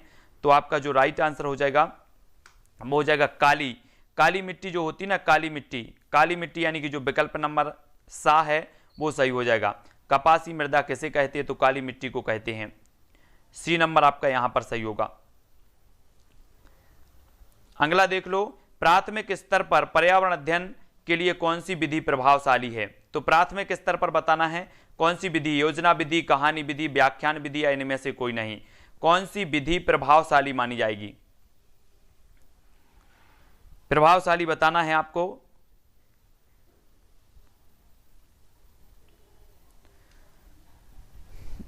तो सभी लोगों को पता है कि बच्चे जब छोटे होते हैं कहानी सुनना ज्यादा पसंद करते हैं ना, कहानी, दादी नानी की कहानी, और वो कहानी पूछते भी हैं, तो अब क्या हुआ था, उसके बाद क्या हुआ था, इस प्रकार से जिज्ञासाएं रहती हैं बच्चों के अंदर, और कहानी से ज़्यादा अच्छे से सीखते हैं। एकल परिवार के अधिक प्रचलित होने के क्या कारण है? जनसंख्या है, महंगाई है, कलह की संभावना, या फिर सभी है? तो एकल परिवार के अधिक प्रचलन होने के कारण क्या है? आपने मूल रूप से पढ़े होंगे कि संयुक्त परिवार होता है और एकल परिवार होता है, ठीक है, जिसमें दादा दादी और मम्मी पापा और भाई बहन ये सारे के सारे मिलकर के रहते हैं, वो अपना संयुक्त परिवार होता है। और एकाकी जो परिवार होता है, एकल परिवार होता है, इसमें मम्मी पापा रहते हैं, भाई बहन, इस प्रकार से पति पत्नी और उनके बच्चे रहते हैं एकल परिवार में। तो एकल परिवार के अधिक प्रचलित होने के कारण होते हैं क्या? कलह की संभावना, है ना, और महंगाई, जनसंख्या, और डी नंबर, डी नंबर आपका सही हो जाएगा यहाँ पर, डी नंबर सही होगा। तो कि ये सभी हैं, महंगाई भी है, तो लोग, है ना, डी नंबर आपका सही है। अगला क्वेश्चन देख लो, अगला है जंतुओं में पाए जाने वाले धारीदार चिन्ह किस कारण से होते हैं? धारीदार चिन्ह बताना है, उच्चावच के कारण, जलवायु, मिट्टी के कारण, या फिर सभी के कारण। धारीदार जो चिन्ह होते हैं जंतुओं में वो किस कारण से होते हैं, है ना। जैसे आपने शेरई में देख लिया होगा, शेर जो धारी धारी बनी रहती हैं, या बिल्ली में भी देखी होंगी आपने, कुछ धारी धारी रहती हैं। तो धारीदार जो जंतु रहते हैं, ऐसे गिलहरी में देखा होगा धारी धारी, तो वो जंतु किस कारण से इनके होते हैं? तब आपका राइट आंसर जो हो जाएगा वो हो जाएगा जलवायु के कारण। जलवायु यानी कि जो आपका विकल्प नंबर वी है, जलवायु के कारण ये होते हैं, ठीक है, वी नंबर जलवायु के कारण। बी नंबर याद रख लेना, सभी मत लगा देना, जलवायु के कारण होती है धारीदार।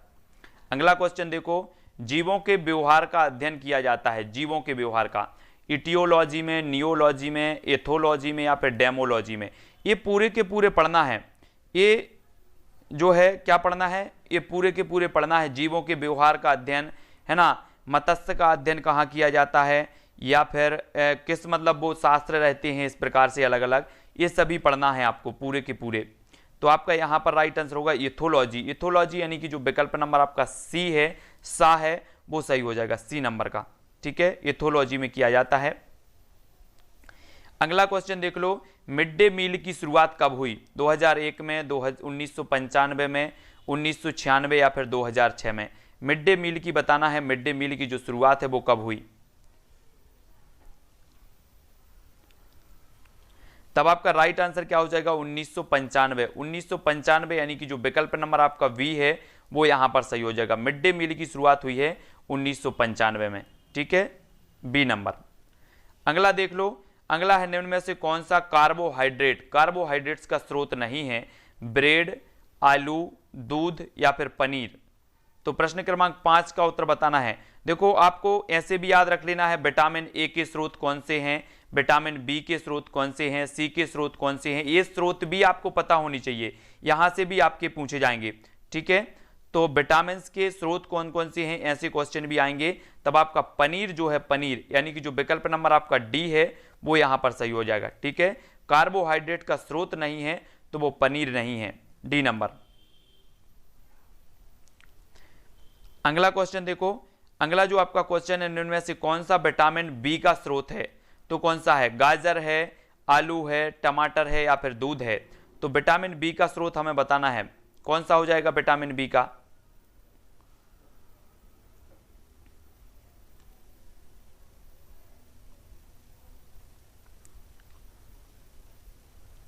तब आपका राइट आंसर हो जाएगा आलू। आलू यानी कि जो विकल्प नंबर आपका वी है, बी आपका सही हो जाएगा, ठीक है। और एक कार्बोहाइड्रेट का स्रोत भी माना जाता है आलू, तो ये सभी याद रख लेना है ना। तो विटामिन बी का जो स्रोत है वो आलू है। आलू बहुत सारे लोग खाते हैं आलू, और आलू खाने में बोले मजा आता है आलू की सब्जी में। जब मोर सांप को खाता है, मोर सांप को खाता है, सांप कीड़ों को खाता है और कीड़े हरे पौधों को खाते हैं, तो मोर का पोषण तल है तो क्या है, पोषण तल बताना है, खाद्य पिरामिड के शीर्ष पर, प्राथमिक उपभोक्ता, अंतिम अपघटक या फिर प्राथमिक अपघटक, क्या है पोषण स्तर बताना है।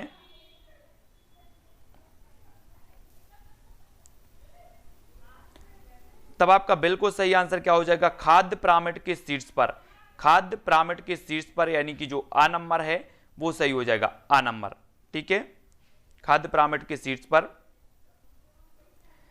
अगला क्वेश्चन देख लो, अगला है आपका खाद्य श्रृंखला के परस्पर समूह को कहा जाता है। तो क्या कहा जाता है परस्पर समूह को, श्रृंखला अभिक्रिया, खाद्य चक्र, बायोमास का पिरामिड या फिर खाद्य जाल।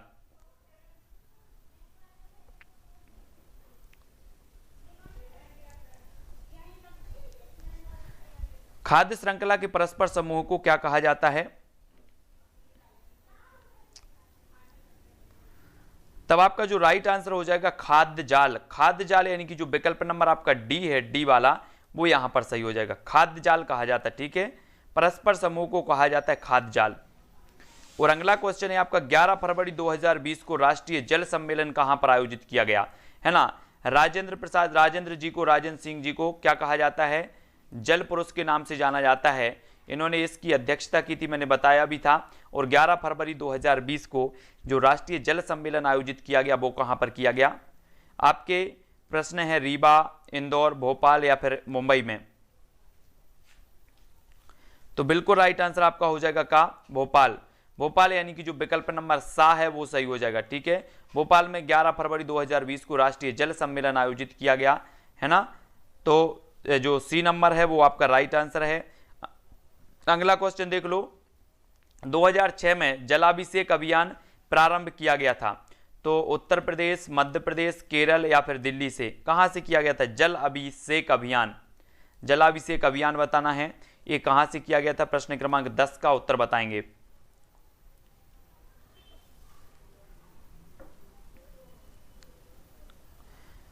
तब आंसर बिल्कुल सही होगा आपका क्या? मध्य प्रदेश। मध्य प्रदेश यानी कि जो विकल्प नंबर आपका वी है, 2006 में ये आयोजित किया गया था। सबसे पहली बात तो एक चीज आपको याद रखनी है कि ये जल अभिषेक अभियान शुरू किया गया 2006 में, और ये कहां से किया गया? तो ये मध्य प्रदेश से किया गया। ठीक है, अगला देख लो, निम्न में से किसको हरा सोना कहा जाता है? हरा सोना बताना है। कृषि को कहा जाता है, वन को कहा जाता है, कॉफी को कहा जाता है, या उपरोक्त सभी को कहा जाता है? तो जल्दी से बताएं।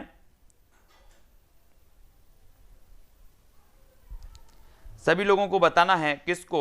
ये क्लास तो 9 बजे तक चलेगी, जो भी जल्दी वाले हैं ये 9 बजे तक क्लास चलनी है, तो जल्दी जल्दी से हमें बतानी है किसको हरा सोना कहा जाता है। तब आपका राइट आंसर हो जाएगा विकल्प नंबर वी, यानी कि वन। वन कहा जाता है, वन।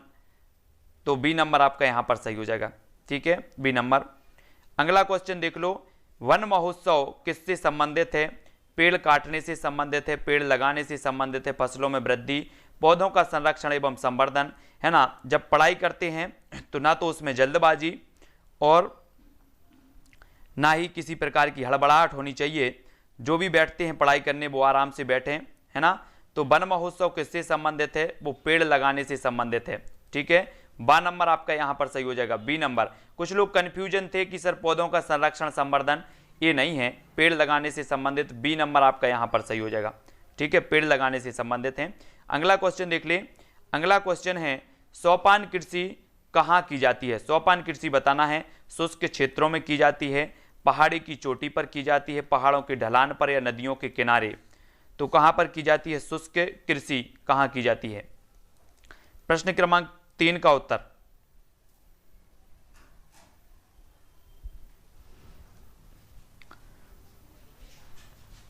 तो सोपान कृषि कहां की जाती है?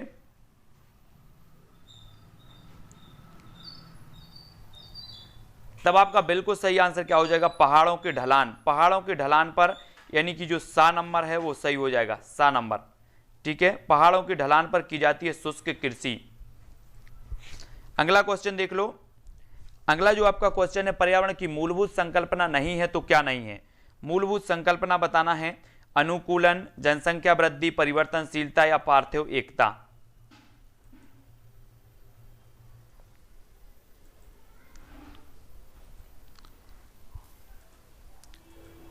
तो आपका राइट आंसर होगा जनसंख्या वृद्धि। जनसंख्या वृद्धि यानी कि जो विकल्प नंबर आपका वी है, पर्यावरण की जो मूलभूत संकल्पना नहीं है तो वो कौन सी नहीं है? V number. जनसंख्या वृद्धि नहीं है, अनुकूलन है, परिवर्तनशीलता है, पार्थिव एकता है। ठीक है, अगला क्वेश्चन देख लो। किसी परिवार को दर्शाया जाता है तो किस में दर्शाया जाता है? पारिवारिक वृक्ष से, पारिवारिक चार्ट से, पारिवारिक पाई चार्ट से, या किसी से भी?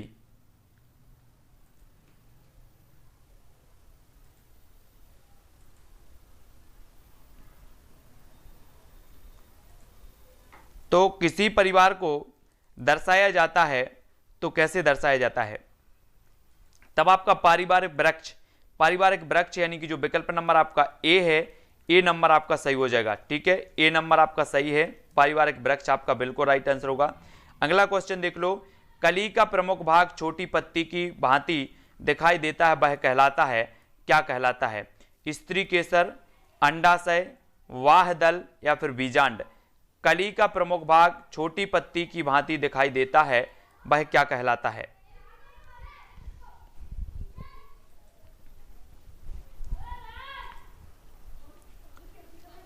तब आपका राइट आंसर क्या हो जाएगा? बाह्य दल। वाह दल यानी कि जो विकल्प नंबर आपका सा है, सी नंबर है, वो बिल्कुल सही हो जाएगा, सी नंबर। ठीक है, सी नंबर जिन्होंने भी बताया है उनका आंसर बिल्कुल सही है।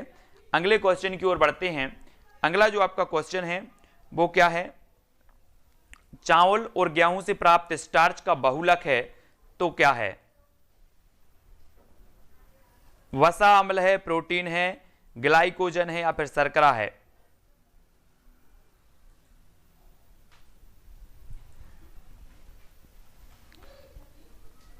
चावल गेहूं से प्राप्त स्टार्च का बहुलक क्या होता है?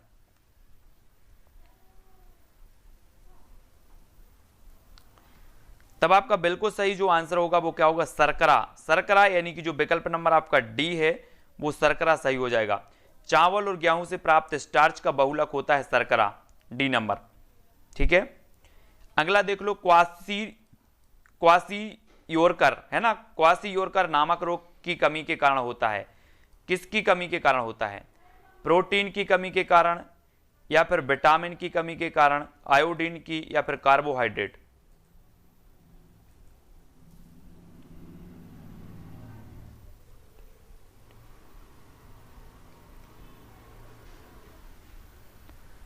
तब आपका राइट आंसर क्या हो जाएगा, ए नंबर। ठीक है,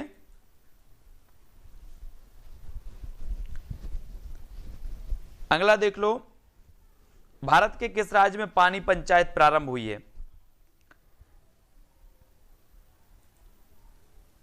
महाराष्ट्र, केरल, मध्य प्रदेश या राजस्थान? भारत के किस राज्य में पानी पंचायत प्रारंभ हुई? महाराष्ट्र में हुई, केरल में हुई, मध्य प्रदेश में हुई, या फिर राजस्थान में हुई पानी पंचायत?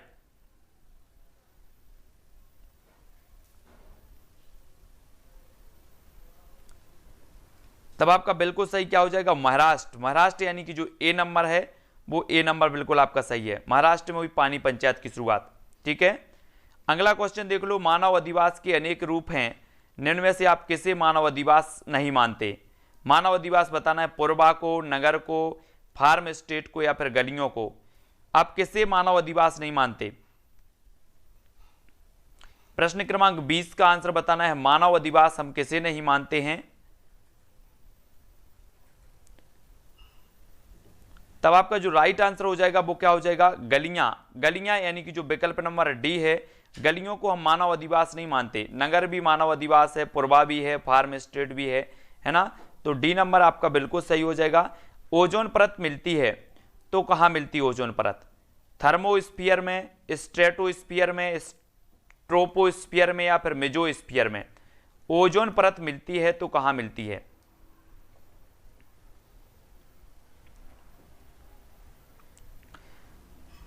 तब आपका राइट आंसर होगा स्ट्रेटोस्फीयर। स्ट्रेटोस्फीयर यानी कि जो विकल्प नंबर वी बिल्कुल सही हो जाएगा। ठीक है, समताप मंडल। समताप मंडल, ये चीज भी याद रख लेनी है आपको। स्ट्रेटोस्फीयर किसे कहा जाता है? थर्मोस्फीयर, ट्रोपोस्फीयर, मेसोस्फीयर, है ना, क्योंकि इस प्रकार से भी क्वेश्चन पूछे जाते हैं, तो ये चीज भी याद रखनी है। आयन मंडल को क्या कहा जाता है, क्षोभ मंडल को क्या कहा जाता है, समताप मंडल को क्या कहा जाता है? यहां से भी आप कंफ्यूज होते हैं और क्वेश्चन गलत करके आते हैं। अगला देख लो, हमारे देश में निम्न स्थानों में से कौन सा ठंडा रेगिस्तान है? ठंडा रेगिस्तान बताएंगे, जैसलमेर है, लद्दाख है, मेघालय या दार्जिलिंग है ना। जब हम तैयारी करने बैठे हैं तो 100% तैयारी करनी हमें। एक भी परसेंट अगर आपका रह जाता है तो ये मान के चलो कि वो गलत करवाएगा 1%।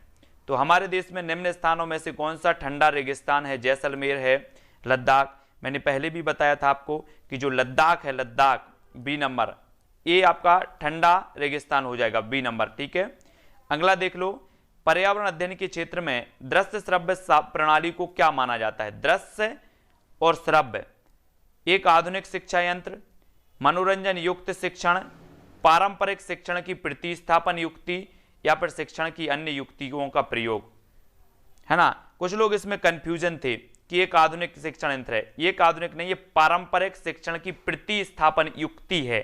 युक्ति यानी कि जो आपका विकल्प नंबर आपका डी है वो यहां पर सही हो जाएगा, डी नंबर।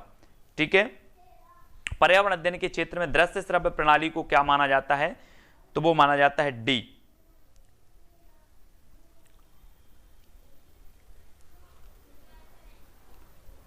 अगला क्वेश्चन देखो, निम्न में से कौन एक श्रेणी श्रव्य सामग्री के अंतर्गत आती है? श्रव्य सामग्री बताना ही हमें। तो रेडियो चित्र मानचित्र, radio tape recorder telephone, radio tape recorder चित्र, या दूरदर्शन चलचित्र टेलीफोन?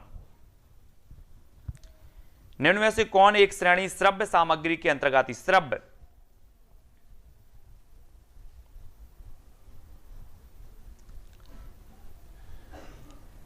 तब आपका राइट आंसर क्या हो जाएगा?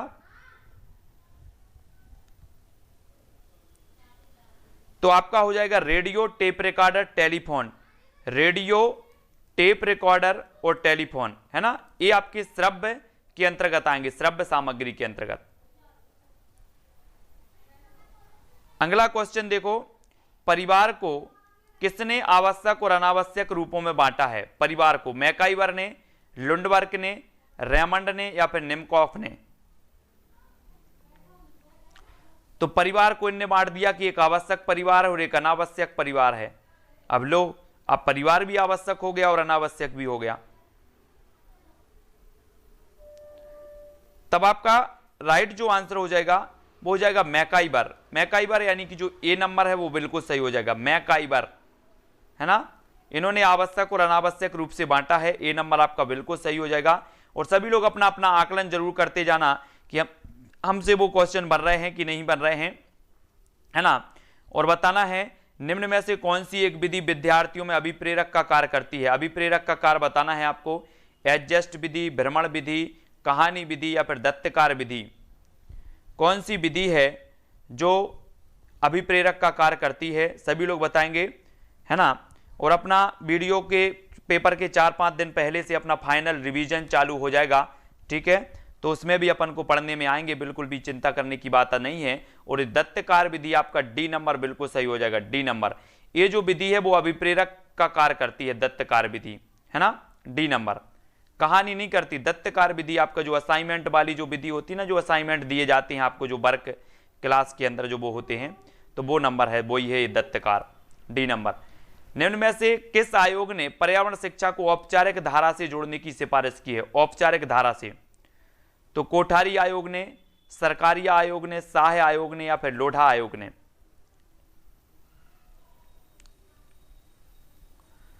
तो किस आयोग ने पर्यावरण शिक्षा को औपचारिक धारा से जोड़ने की सिफारिश की है? तो किस आयोग ने की है?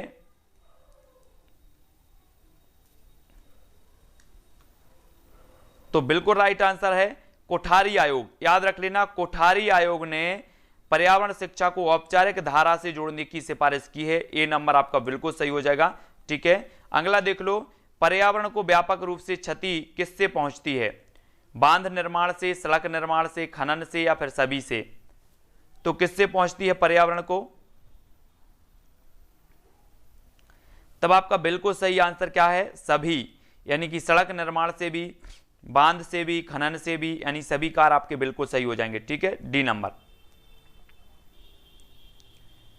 अगला क्वेश्चन देख लो, क्षार का पीएच मान होता है तो क्या होता है? 7, 6, 7 से कम या 7 से अधिक?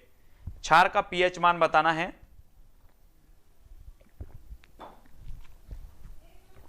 क्षार का पीएच मान क्या होता है?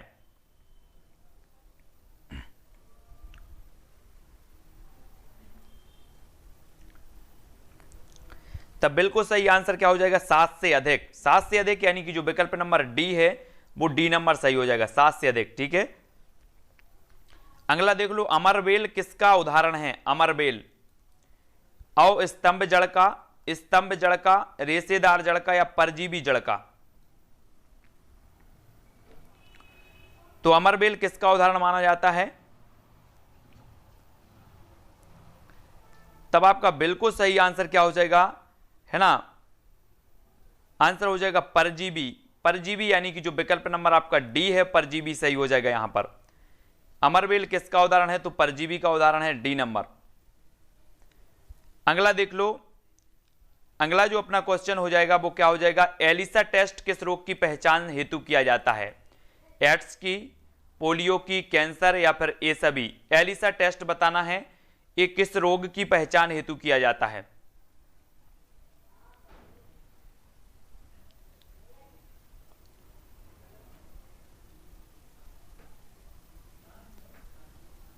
तब आपका बिल्कुल सही क्या होगा? एड्स। एड्स यानी कि जो आ नंबर है वो सही हो जाएगा यहां पर। इसकी जांच के लिए जो टेस्ट होता है उसे एलिसा टेस्ट कहा जाता है, ठीक है, ए नंबर।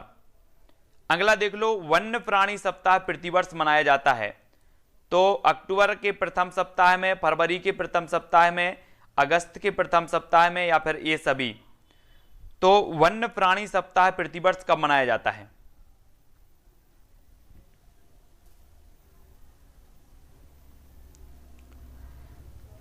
तब अधिकांश लोगों ने जो उत्तर बता दिया है वो बता दिया अक्टूबर के प्रथम सप्ताह है, यानी कि जो विकल्प नंबर आपका आ है वो यहां पर सही हो जाएगा। ठीक है, अगला देखो, किस राष्ट्रीय उद्यान को पूर्व में हेली के नाम से जाना जाता था? वो कौन सा राष्ट्रीय उद्यान है जो भारत का प्रथम राष्ट्रीय उद्यान होने का गौरव भी जिसे प्राप्त है और वो उत्तराखंड में है ना? वो राष्ट्रीय उद्यान कौन सा है? दुधवा है, जिम कार्बेट है, कान्हा किसली है, या फिर ये सभी हैं? तो सभी को पता है जिम कार्बेट, यानी कि जो विकल्प नंबर वी है वो बिल्कुल सही हो जाएगा, है ना? मध्य प्रदेश में टाइगर प्रोजेक्ट प्रारंभ किया गया तो कान्हा किसली से प्रारंभ किया गया। ठीक है, दुधवा राष्ट्रीय उद्यान एक कई बार पूछा गया है, उत्तर प्रदेश में दुधवा, है ना? जिम कार्बेट उत्तराखंड में है। अगला क्वेश्चन देखो, भारत के किस क्षेत्र में अधिक भूस्खलन की घटनाएं होती हैं? उत्तरी घाट में होती हैं, हिमालय में होती हैं, पश्चिमी घाट में होती हैं, इनमें से कोई नहीं। तो भारत के किस क्षेत्र में होती है सबसे अधिक भूस्खलन की घटनाएं? भूस्खलन बताना है तो सभी लोगों को पता है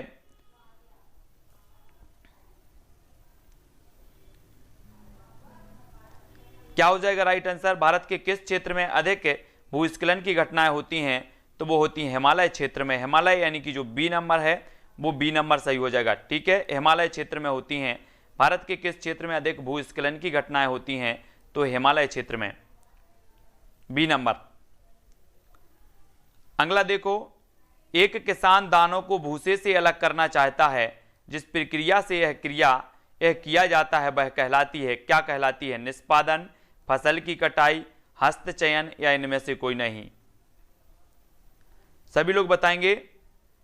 एक किसान दानों को भूसे से अलग करना चाहता है, जिस प्रक्रिया से यह किया जाता है वह क्या कहलाती है?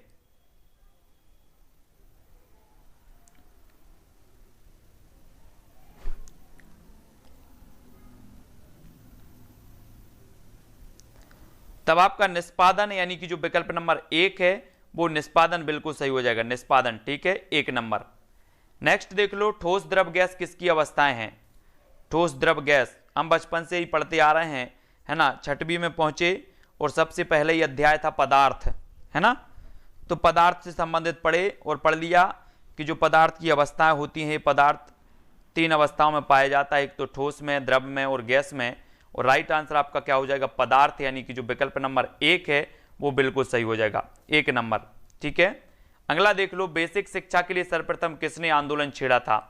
जवाहरलाल नेहरू ने, महात्मा गांधी ने, मदन मोहन मालवीय, या फिर एनी बेसेंट ने? तो आपको बेसिक शिक्षा के लिए बताना है कि सर्वप्रथम किसने आंदोलन छेड़ा था।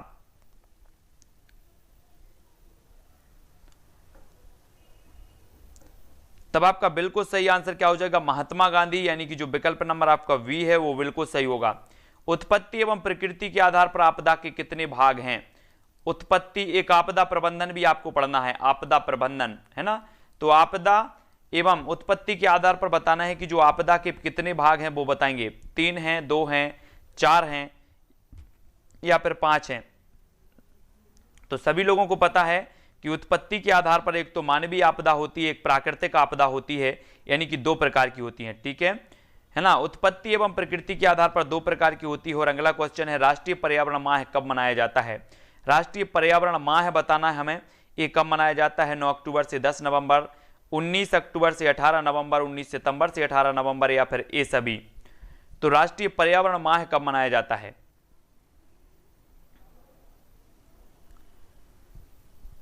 तब आपका बिल्कुल सही आंसर क्या हो जाएगा? 19 अक्टूबर से 18 नवंबर।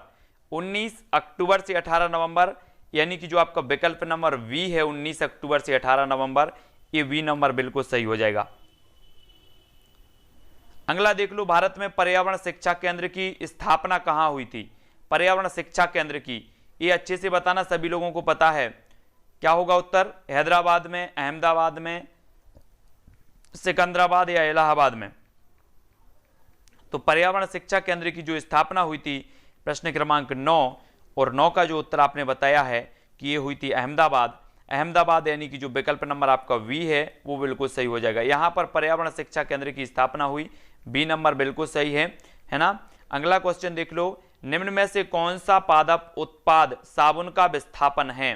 साबुन का विस्थापन है तो कौन सा है? रुद्राक्ष है, रीठा है, तेंदु है, या फिर सभी है ना? सभी नहीं लगा देना, कुछ लोग तो सभी लगा देंगे। सभी नहीं है, थोड़ा सा अपन को पढ़ना है, और उत्तर होगा रीठा। रीठा यानी कि जो बी नंबर है वो यहाँ पर सही होगा, रीठा। ठीक है, अगला देख लो। अगला है संरक्षण और विनाश पुस्तक के लेखक कौन है? संरक्षण और विनाश बताना है। वंदना सिबा हैं, सरला बहन हैं, रस्किन बॉन्ड हैं, या इनमें से कोई नहीं। तो संरक्षण और विनाश पुस्तक की जो लेखिका हैं वो कौन है?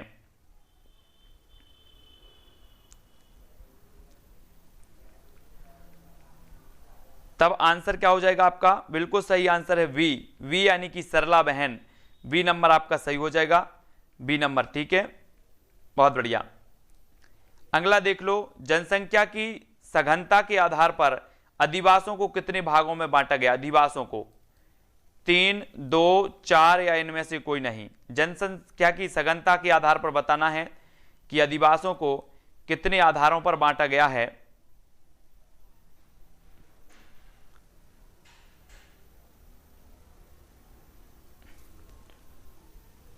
तब आपका बिल्कुल सही कौन सा हो जाएगा? एक तो नगरीय अधिवास और एक ग्रामीण अधिवास, 2 भागों में बांटा गया है, वी नंबर। ठीक है, जनसंख्या की सघनता के आधार पर 2 भागों में बांटा गया, और बी नंबर आपका बिल्कुल यहां पर सही होगा। अगला देखो, बकरी और भेड़ के आवास को क्या कहा जाता है? बकरी और भेड़, सायवान, वाड़ा, बाड़ा, घर, या इनमें से कोई नहीं। तो बकरी और भेड़, बकरी आपको पता होगी, बकरी सभी ने देखी होगी, है ना। तो बताना है आपको कि बकरी और भेड़ का जो आवास कहलाता है वो क्या कहलाता है?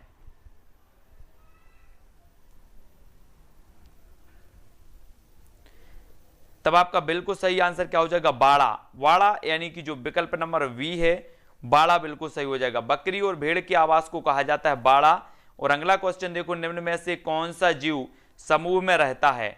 बिच्छू रहता है, केंचुआ रहता है, दीमक, या इनमें से कोई नहीं। समूह में बताना है ना। तो समूह में जो रहता है वो कौन सा रहता है? सभी को पता है कि बिच्छू नहीं रहता, केंचुआ भी नहीं रहता, तो रहता कौन है समूह में? वो रहता है दीमक, है ना। चींटी भी समूह में रहती है, दीमक भी समूह में रहता है। तो आपका जो सा नंबर है, सी नंबर, बिल्कुल यहां पर राइट आंसर होगा। और अगला क्वेश्चन है आपकी स्क्रीन पर, निम्न में से कौन सा अस्थायी आवास का प्रकार नहीं है? अस्थायी आवास का प्रकार नहीं है बताना है ना। आवास होते हैं, कुछ स्थायी आवास होते हैं, कुछ अस्थायी आवास होते हैं, और अस्थायी आवास का प्रकार नहीं है बताना है। तो झोपड़ी है, इग्लू है, कैंप है, इनमें से कोई नहीं है। तो कौन सा नहीं है?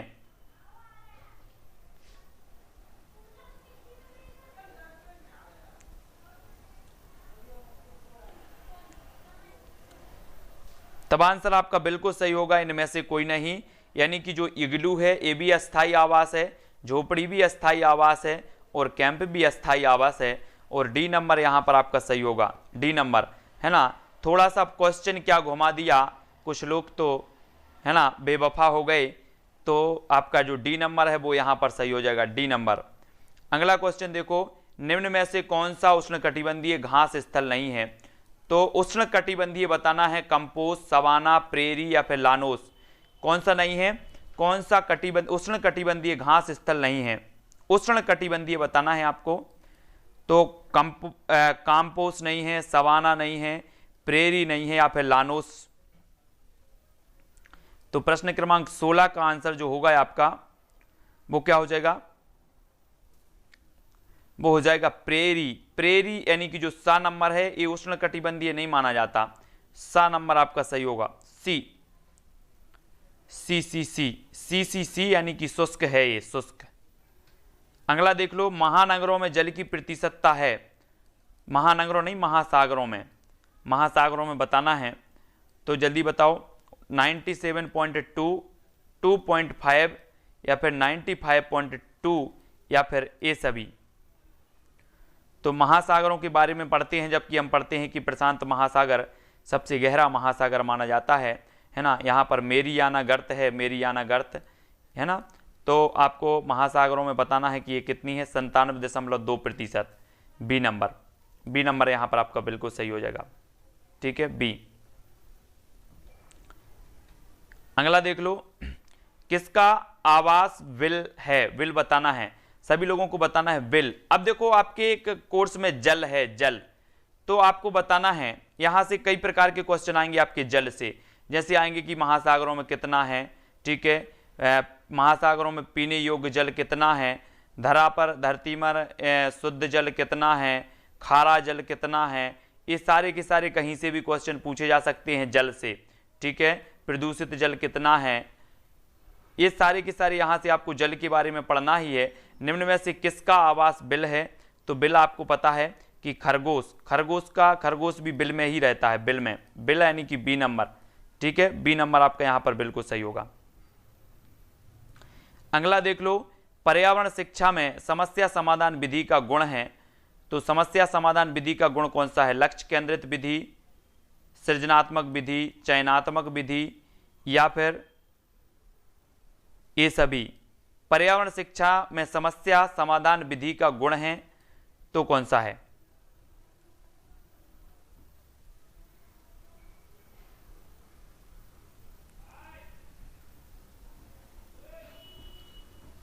तब आपका राइट आंसर क्या हो जाएगा, ए सभी, ए सभी यानी कि डी नंबर आपका सही है, डी नंबर, ठीक है। ये लक्ष्य केंद्रित विधि भी है, सृजनात्मक है, चयनात्मक है। तो आपको बताना है अगला क्वेश्चन, बालकों को जितना संभव हो बताया ना जाए बल्कि उन्हें खोजने के लिए प्रोत्साहित किया जाए, यह कथन किसका है ना, खोजने के लिए बताना है, जितना संभव हो बताया ना जाए,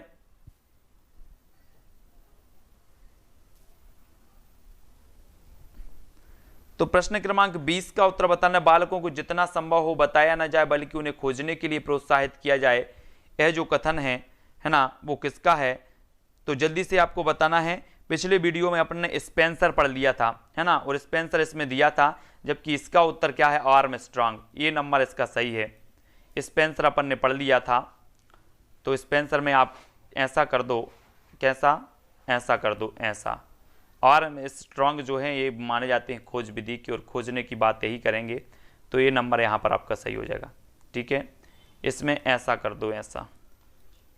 अगला देख लो, अगला है कौन सा, किस विद्वान का मानना था कि बालकों को सिखाने के लिए कहानी विधि शिक्षण की सर्वोत्तम विधि है।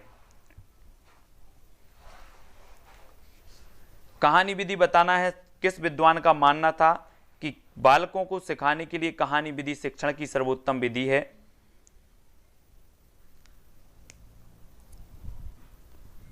तब आपका राइट आंसर क्या होगा,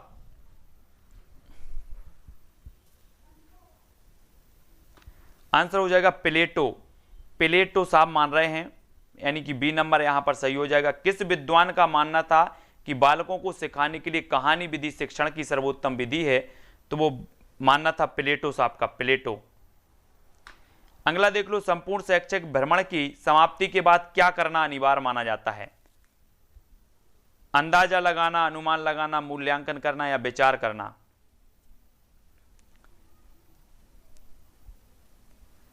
तब आपका 22 का आंसर क्या होगा, 22, अंदाजा लगाना, अनुमान लगाना, मूल्यांकन करना या विचार करना, और राइट आंसर जो हो जाएगा आपका मूल्यांकन। मूल्यांकन यानी कि जो विकल्प नंबर आपका सा है वो यहां पर सी नंबर सही हो जाएगा, ठीक है। मूल्यांकन, संपूर्ण शैक्षिक भ्रमण की समाप्ति के बाद क्या करना अनिवार्य माना जाता है, तो मूल्यांकन करना अनिवार्य माना जाता है, यानी कि सी नंबर आपका सही होगा।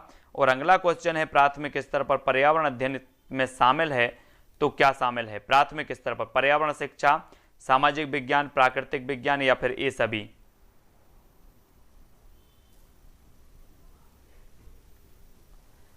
तो प्राथमिक स्तर पर पर्यावरण अध्ययन में शामिल है तो क्या शामिल है, आपका बिल्कुल सही आंसर हो जाएगा ए सभी, ए सभी यानी कि जो डी नंबर है वो बिल्कुल सही हो जाएगा, ठीक है। अगला देख लो, पर्यावरण पाठ्यक्रम गतिविधियां का अभाव किस क्षेत्र की समस्या है, किस क्षेत्र की समस्या है, स्वतंत्र चर संबंधी है, आश्रित चर संबंधी है, मध्यस्थ चर संबंधी है, नियंत्रित चर संबंधी है। तो पर्यावरण पाठ्यक्रम गतिविधियां का जो अभाव है वो किस क्षेत्र की समस्या है। पाठ्यक्रम की आपने पढ़ा है ना कि देखो जो पाठ्यक्रम होता है उसे जो माना जाता है वो क्या माना जाता है, पाठ्यक्रम को माना जाता है मध्यस्थ चर, ठीक है, और शिक्षक जो होता है उसे माना जाता है स्वतंत्र चर, और शिक्षार्थी को माना जाता है आश्रित चर। तो यहाँ पर पर्यावरण पाठ्यक्रम की गतिविधियां का अभाव किस क्षेत्र में की समस्या है, तो वो मध्यस्थ चर की, है ना। अगला देख लो, अगला जो आपका क्वेश्चन है, पर्यावरण पाठ्यक्रम गतिविधियां का अभाव किस क्षेत्र की समस्या है, ये तो पढ़ ही लिया है।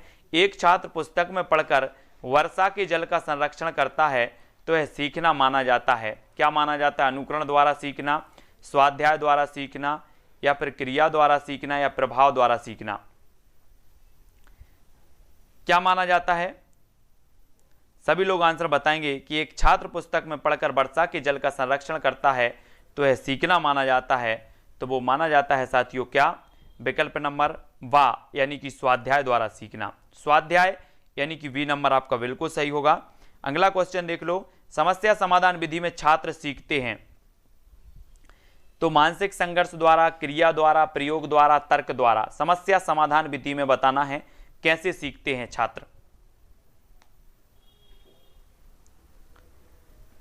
तो सभी का आंसर जो आया है वो आया है मानसिक संघर्ष द्वारा, यानी कि जो आ नंबर है वो बिल्कुल सही हो जाएगा। ठीक है, मानसिक संघर्ष द्वारा सीखते हैं।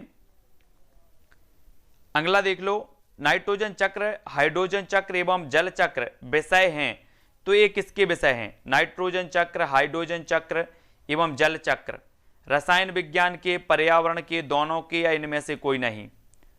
किसके हैं?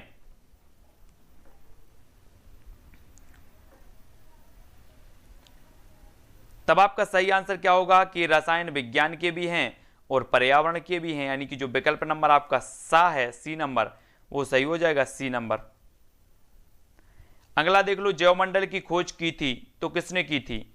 वुडवर्थ ने की थी, एडवर्ड ने की थी, किसने की थी जैवमंडल की खोज?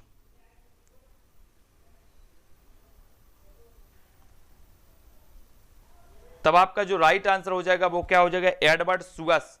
एडवर्ड सुअस ने की थी, यानी कि जो आपका विकल्प नंबर वी है वो यहां पर बी नंबर सही होगा। ठीक है, बी नंबर। जिन्होंने भी बी बताया उनका आंसर बिल्कुल सही है। मगरमच्छ संरक्षण परियोजना को प्रारंभ किया गया तो कब किया गया? सभी लोग आंसर बताएंगे। मगरमच्छ संरक्षण परियोजना को प्रारंभ किया गया 1975 में, 1974 में, 1978 में, या फिर इनमें से कोई नहीं? तो यहां पर आपको एक चीज याद रखनी है, 1975 में जो किया गया वो मगरमच्छ प्रजनन परियोजना चालू की गई 1975 में, मगरमच्छ प्रजनन परियोजना। ठीक है, और 1974 में जो किया गया वो मगरमच्छ संरक्षण परियोजना। यहां पर कंफ्यूज नहीं होना। ठीक है, मगरमच्छ संरक्षण परियोजना 1974, मगरमच्छ प्रजनन परियोजना 1975, ये दो क्वेश्चन आते हैं। ठीक है, ये दोनों क्वेश्चन याद रख लेना। प्रजनन परियोजना 1975 में और 1974 में संरक्षण परियोजना। ठीक है, अगला क्वेश्चन देखो, मगरमच्छ संरक्षण परियोजना 1974 आपका सही होगा। गैंडा परियोजना का प्रारंभ हुआ तो कब हुआ? गैंडा परियोजना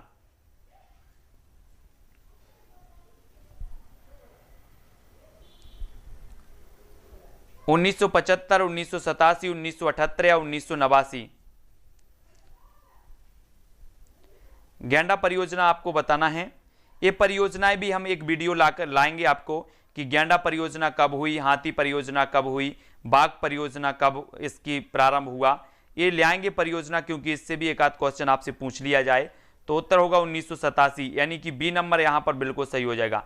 गैंडा परियोजना का प्रारंभ हुआ था 1987 में। ठीक है, वी नंबर। अगला देख लेते हैं। अगला जो आपका क्वेश्चन है, मध्य प्रदेश के किस राष्ट्रीय उद्यान को सबसे पहले प्रोजेक्ट टाइगर में शामिल किया गया? कान्हा किसली को, बांधवगढ़ को, सतपुड़ा को, या फिर पेंच को?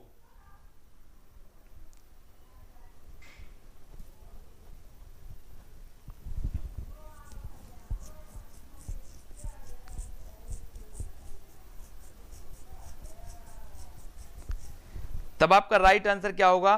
आंसर होगा कान्हा किसली, यानी कि ए नंबर आपका सही होगा। अगला क्वेश्चन देख लो, मध्य प्रदेश के किस जिले में माधव राष्ट्रीय उद्यान है? माधव राष्ट्रीय उद्यान बताएंगे सभी लोग।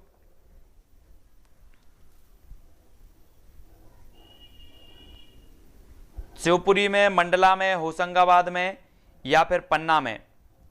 तो मध्य प्रदेश के किस जिले में माधव राष्ट्रीय उद्यान है तब आपका जो आंसर हो जाएगा वो क्या हो जाएगा, शिवपुरी, यानी कि जो विकल्प नंबर जो आ है वो इसका सही हो जाएगा, शिवपुरी में। ठीक है, ए नंबर।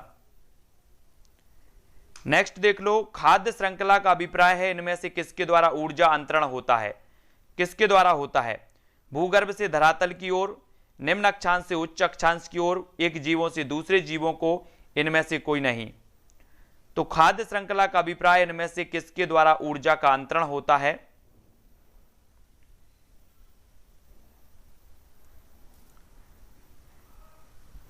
तब आपका बिल्कुल सही आंसर होगा सा, एक जीवों से दूसरे जीवों में, है ना, सी नंबर बिल्कुल सही होगा।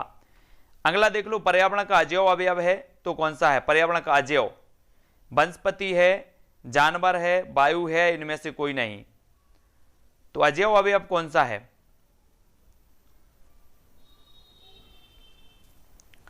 तब आपका बिल्कुल सही आंसर है वायु, वायु यानी कि जो विकल्प नंबर आपका सी है वो सही हो जाएगा। वायु जो है अजैव अवयव के रूप में आपका सही हो जाएगा। अगला देख लो, सौर ऊर्जा का सबसे बड़ा यौगिकरण कौन सा है, सौर ऊर्जा का सबसे बड़ा यौगिकरण बताना है। हरे पौधे हैं, जानवर है, वायु है, इनमें से कोई नहीं है।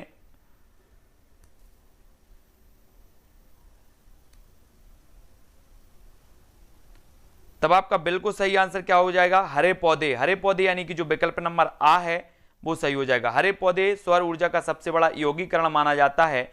और अगला क्वेश्चन है, भारत में वन अनुसंधान संस्थान कहां पर है ना। ये ऐसे क्वेश्चन हैं जो आपको रट गए हैं दोस्तों, जो महत्वपूर्ण चीजें हैं पर्यावरण की वो पढ़ पढ़ के आपको इतने रट गए हैं कि आप गलत नहीं कर पाएंगे, यानी कि देहरादून आपका सही हो जाएगा, है ना। वन अनुसंधान केंद्र, पर्यावरण अनुसंधान केंद्र आप समझ गए होंगे कि जो पर्यावरण अनुसंधान केंद्र है वो नागपुर में है और वन अनुसंधान केंद्र देहरादून में है। ठीक है, ये दोनों में कंफ्यूजन था बहुत सारे लोगों में, तो ये समझ जाना। निम्न में से कौन अपघटन योग्य है, तो जिनका अपघटन हो सकता है, लोहे की कील है, चमड़े की बेल्ट है, प्लास्टिक है, इनमें से कोई नहीं है। तो कौन अपघटन योग्य है,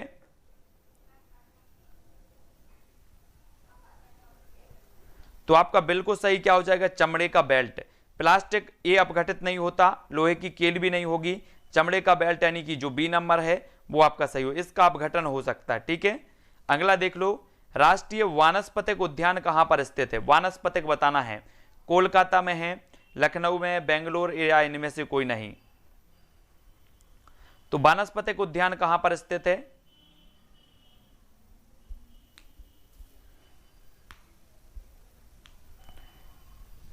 तो आपका राइट आंसर क्या होगा, वानस्पतिक उद्यान है लखनऊ, लखनऊ यानी कि जो विकल्प नंबर आपका बी है वो यहां पर सही हो जाएगा, बी नंबर। ठीक है, केंद्रीय औषधि अनुसंधान केंद्र भी लखनऊ में है, वानस्पतिक राष्ट्रीय उद्यान भी, राष्ट्रीय वानस्पतिक उद्यान भी लखनऊ में है ना, और उत्तर प्रदेश की राजधानी भी लखनऊ है, ये याद रखना है। अगला देखो, मृदा अपरदन रोका जा सकता है वन रोपण द्वारा, अति चराई द्वारा, दोनों या इनमें से कोई नहीं। तो मृदा अपरदन कैसे रोका जा सकता है,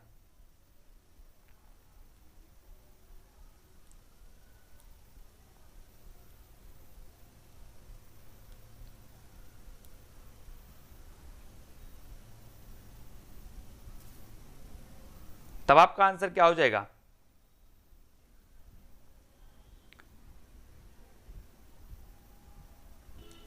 बिल्कुल राइट आंसर आपका हो जाएगा वन रोपण द्वारा, यानी कि ए नंबर आपका सही हो जाएगा। ठीक है, अगला देख लो, अगला है चिपको आंदोलन मूल रूप से किसके विरुद्ध था, जल के विरुद्ध थे, ध्वनि प्रदूषण, दोनों या वन कटाई के। चिपको आंदोलन मूल रूप से किसके विरुद्ध था,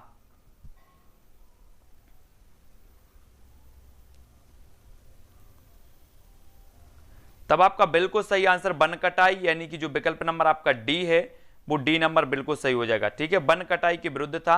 और अगला देखो, अगला क्वेश्चन है आपकी स्क्रीन पर, पारिस्थितिक तंत्र में तत्वों के चक्रण को क्या कहते हैं, ये आपका क्वेश्चन है। 4 विकल्प आपके सामने है, एक प्रश्न, एक क्वेश्चन आपको, एक विकल्प आपको लॉक करना है ना, गलत ना हो जाए किसी का, इसलिए सावधानी से देना है ना। लाइफलाइन आपके पास अभी 2 लाइफलाइन है, किसी ने अभी यूज नहीं की है। और जैव भू रासायनिक चक्र आपका बिल्कुल सही हो जाएगा। ठीक है, हाँ, जैव भू रासायनिक चक्र यानी कि जो बी नंबर है, बी नंबर आपका सही हो जाएगा। ठीक है, अगला देख लो, दो विभिन्न समुदायों के बीच का संक्रांति क्षेत्र कहलाता है तो क्या कहलाता है? इकोटोन, इकैड, इकोटाइप या इकोस्फीयर?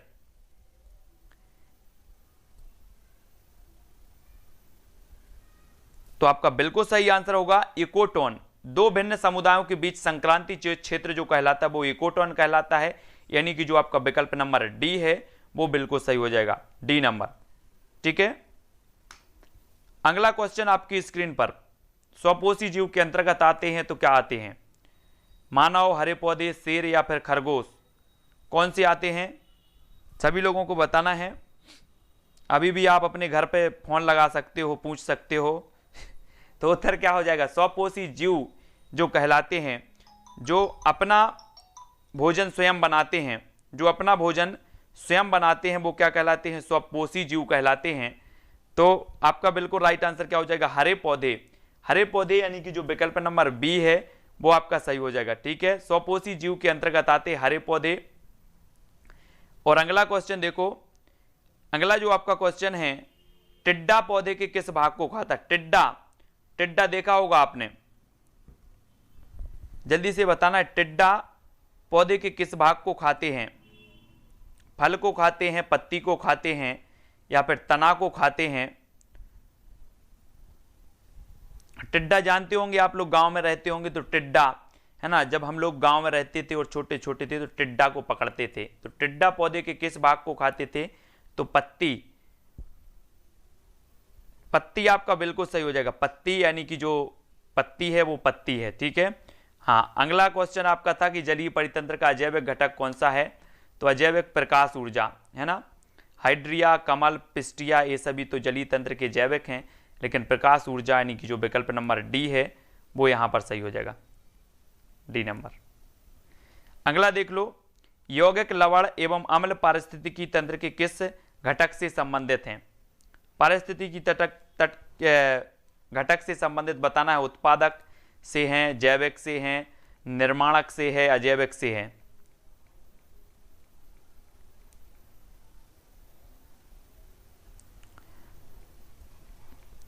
तो यौगिक, लवण एवं अम्ल पारिस्थितिकी तंत्र के किस घटक से संबंधित हैं? तो वो है अजैविक। अजैविक यानी कि विकल्प नंबर डी आपका सही हो जाएगा, है ना। डी नंबर आपका सही है, तो डी नंबर ही बताना है। कुछ लोग सी बता रहे हैं, कुछ लोग ए बता रहे हैं, तो ए नहीं है। यौगिक, लवण एवं अम्ल जो होते हैं वो अजैविक होते हैं, अजैविक यानी कि डी नंबर। ठीक है, अगला देख लो, ओजोन परत पाई जाती है तो कहां पाई जाती है? स्ट्रेटोस्फीयर,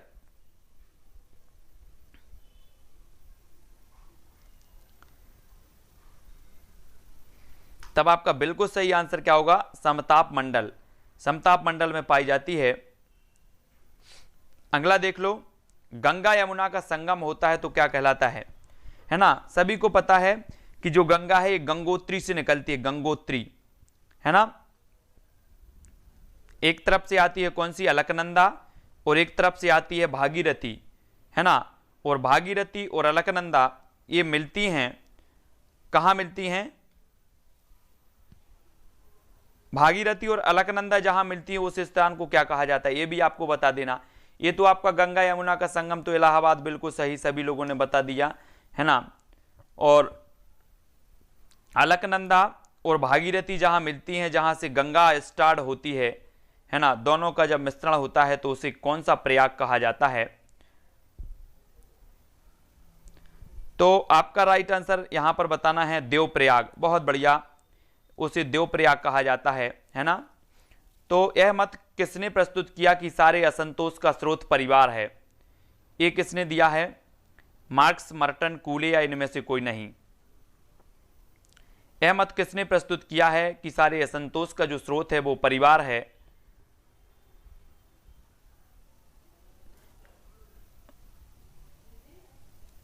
तो ये है मार्क्स। मार्क्स ने किया है, मार्क्स, है ना। तो मार्क्स ने कहा है कि सारे असंतोष का जो जड़ है, जो स्रोत है वो परिवार है ना। अगला देख लो, केरल में नायरों के संयुक्त परिवार को क्या कहा जाता है? आप लोगों को तो नहीं लगता सारे असंतोष का परिवार?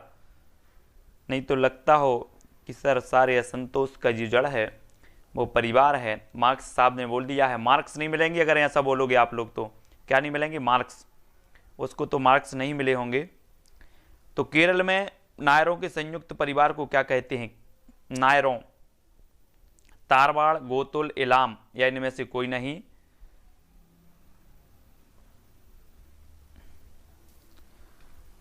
तब आपका राइट आंसर क्या होगा? तारवाड़। तारवाड़ यानी कि जो विकल्प नंबर ए है, एक केरल के नायरों के संयुक्त परिवार को क्या कहते हैं? तो तारवाड़ कहते हैं, तारवाड़। अगला देख लो, एकांतिक नाभिकीय परिवार की अवधारणा किसकी है? एकांतिक किसकी है? एकांतिक बताना है आपको। एकांतिक नाभिकीय परिवार की जो अवधारणा है वो किसकी है? टी पार्सन्स की, कोलिन बेल की, या फिर आईपी देसाई? किसकी है? तब आपका बिल्कुल सही हो जाएगा टी पार्सन्स की। पार्सन्स की है एकांतिक नाभिकीय परिवार की अवधारणा। और अगला क्वेश्चन देखो, खेल को सामाजिक आदान प्रदान के एक रूप की तरह किसने देखा? खेल को सामाजिक आदान प्रदान के रूप की तरह किसने देखा है? पार्सन्स ने, पार्टेल ने, आईपी देसाई ने। तब आपका बिल्कुल सही आंसर क्या हो जाएगा? आंसर हो जाएगा पार्टेल। खेल को सामाजिक आदान प्रदान के एक रूप की तरह देखा है तो वो देखा है पार्टेल। पार्टेल यानी कि जो आपका विकल्प नंबर वाह है वो बिल्कुल सही हो जाएगा, बी नंबर। ठीक है, अगला देख लो, पालतू पशु नहीं है तो कौन सा नहीं है? पालतू पशु।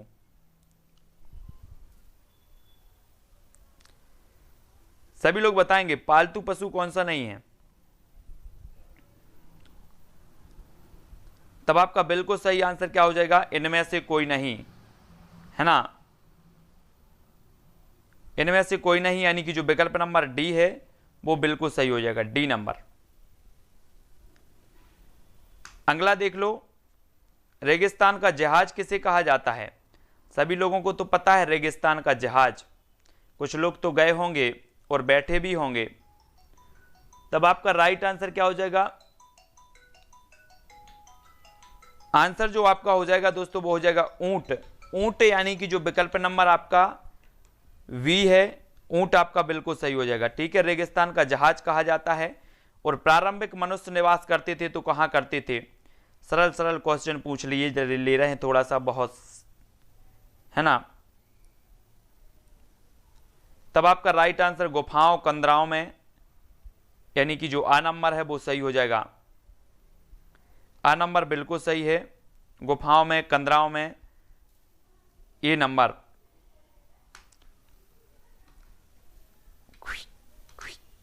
पृथ्वी के अपमार्जक कौन है? पृथ्वी के अपमार्जक बताना है, सभी लोग बताएंगे। पृथ्वी के अपमार्जक,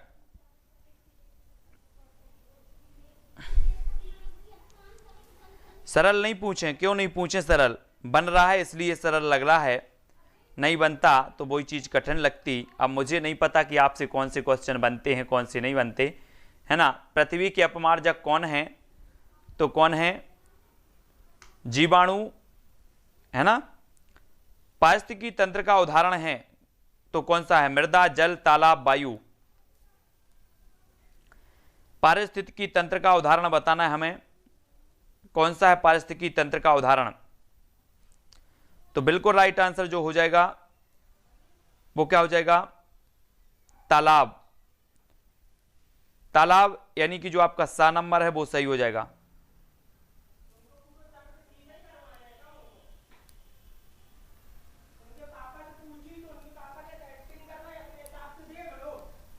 अगला देख लो, वायुमंडल की सबसे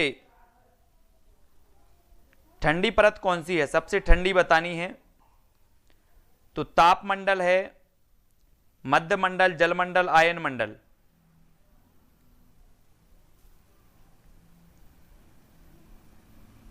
तो ठंडी परत बतानी है, ठंडी।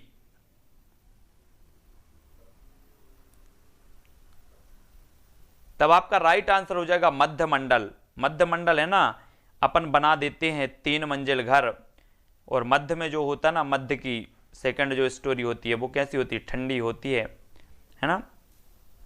बहुत बढ़िया। तो अगला क्वेश्चन देखो, अगला है आपका, निम्न में से कौन सी एक ग्रीन हाउस गैस है। ग्रीन हाउस गैस है बताना है। मैंने कई बार आपसे बोला है कि जितनी भी ग्रीन हाउस गैसें हैं उनको याद कर लो, ये यहाँ से क्वेश्चन आता ही है 100% ग्रीन हाउस गैसों से। तो कौन सी ग्रीन हाउस गैस है, तब आपका बिल्कुल सही आंसर होगा मीथेन। मीथेन यानी कि जो विकल्प नंबर आपका डी है वो यहां पर सही हो जाएगा। एक ग्रीन हाउस गैस के अंतर्गत आती है डी नंबर। अगला देख लो, जीव भार का पिरामिड किस पारिस्थितिक तंत्र में उल्टा हो जाता है। जीव भार का पिरामिड किस पारिस्थितिक तंत्र में उल्टा होता है, उलट जाता है मतलब।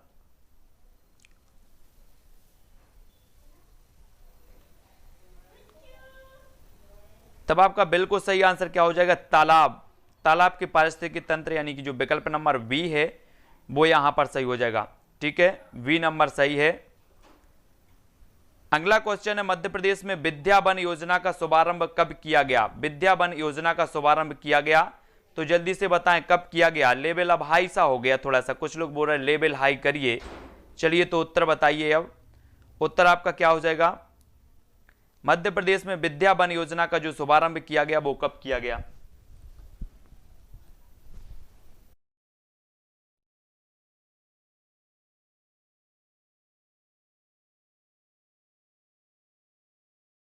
तब आपका राइट जो आंसर हो जाएगा वो क्या हो जाएगा, मध्य प्रदेश में विद्या वन योजना का शुभारंभ कब किया गया। तो राइट आंसर होगा 2007-8 में, है ना। 2007-8 यानी कि जो विकल्प नंबर आपका बी है वो यहां पर बी नंबर सही होगा। ठीक है, अगला देख लो, मध्य प्रदेश इको पर्यटन विकास बोर्ड की स्थापना कब की गई। इको पर्यटन विकास बोर्ड की स्थापना कब की गई, 2006 में, 2005 में, 2008 में, या इनमें से कोई नहीं। तो मध्य प्रदेश में इको पर्यटन विकास बोर्ड की जो स्थापना हुई साथियों वो ही 2005। 2005 यानी कि जो विकल्प नंबर आपका बी है वो बी नंबर सही हो जाएगा।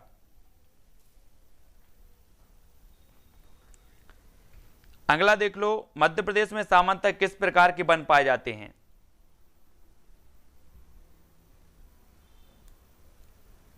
सभी लोग बताएंगे, उपाद्र पहाड़ी वन, उष्ण कटिबंधीय वन, उष्ण कटिबंधीय वन, आर्द्र पतझड़ वन, या इनमें से कोई नहीं। तो राइट आंसर क्या हो जाएगा, मध्य प्रदेश में सामान्यतः किस प्रकार के वन पाए जाते हैं। तब आपका बिल्कुल सही आंसर हो जाएगा उष्ण कटिबंधीय वन। उष्ण कटिबंधीय वन यानी कि जो विकल्प नंबर आपका बी है वो सही हो जाएगा, है ना। मध्य प्रदेश में प्रायः सभी प्रकार के वन पाए जाते हैं, लेकिन अगर बहुतायत से पाए जाते हैं, आसानी से जो मिल जाते हैं वो मिल जाते हैं उष्ण कटिबंधीय, यानी कि जो आपका विकल्प नंबर बी है वो यहां पर सही होगा। जलीय जंतुओं में श्वसन होता है, तो फेफड़ों द्वारा, फुफ्फुस द्वारा, गलफड़ों द्वारा, या इनमें से कोई नहीं। श्वसन कैसे होता है, किसके द्वारा होता है।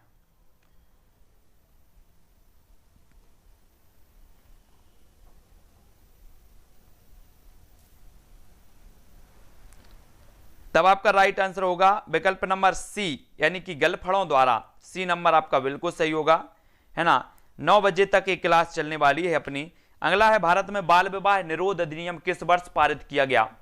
बाल विवाह निरोध अधिनियम कब पारित किया गया, 2007 में, 2006 में, 2008 में, या इनमें से कोई नहीं। सभी लोग बताएंगे।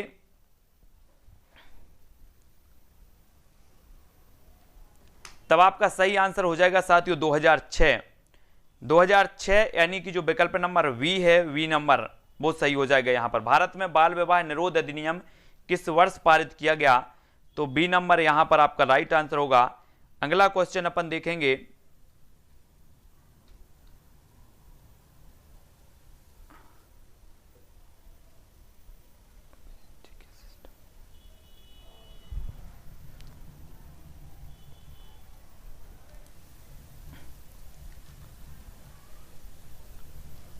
सभी को बताना निम्न में से कौन सी खरीफ की फसल नहीं है। तो कौन सी नहीं है, गेहूं, गन्ना, धान, या फिर मक्का। तो गेहूं तो आपके सामने ही है,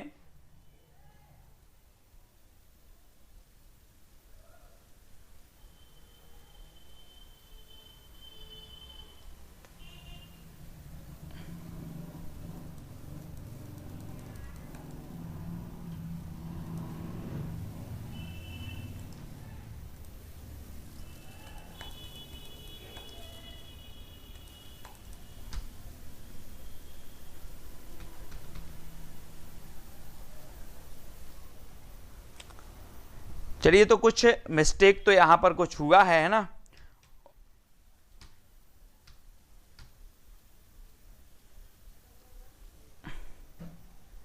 और क्लास भी आपकी आगे नहीं बढ़ रही है ना। गेहूं तो वो गलत हो गया, गेहूं रबी की है ना। वहां पर नहीं है पूछा गया था वैसे कि नहीं है तो कौन सी नहीं है, गेहूं नहीं है, खरीफ की फसल नहीं है तो गेहूं, ठीक है।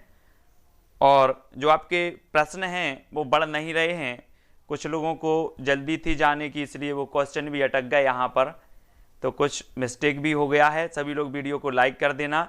वीडियो को जो है अपन यहाँ पर विराम देते हैं। सुरेंद्र जी, आर्या जी, ठीक है, सोनम जी, आदर्श जी, कृष्णा जी। अब कुछ लोग थे लगे थे कि सर कब तक चलेगी क्लास, मुझे ये करना है वो करना है, दिव्या जी, नीता जी, तो वो क्लास ही अटक गई।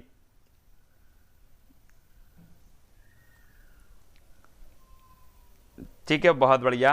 तो अनिल जी, अंजना, मुकेश, विनीता जी, रंजना जी, नीरज जी, लकी, मनीष जी, शिवांगी, आशीष जी और कृष्णा देवी जी, सरोज चंद्रा जी, सभी को धन्यवाद। ठीक है,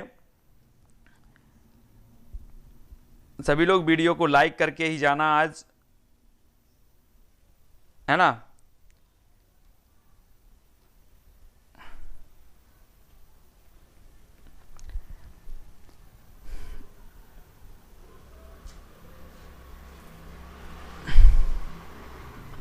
बहुत बढ़िया, तो सभी लोगों के लिए धन्यवाद। सभी लोग वीडियो को लाइक करेंगे और अपना जो कल जो कक्षा होगी वो यथावत 6:30 बजे होगी। उसके बाद आपको सारी की सारी वीडियो का टाइम बता दिया जाएगा, क्लास कब लगेगी, किस प्रकार से लगेगी, वो सब कुछ बता दिया जाएगा। ठीक है, तो हाँ, सभी लोगों का यहाँ पर रिवीजन तो हो ही गया है, बहुत सारी चीज़ें यहाँ पर आज हमने पढ़ी हैं और सभी लोग बहुत अच्छे से पढ़ रहे थे, उत्तर भी दे रहे थे।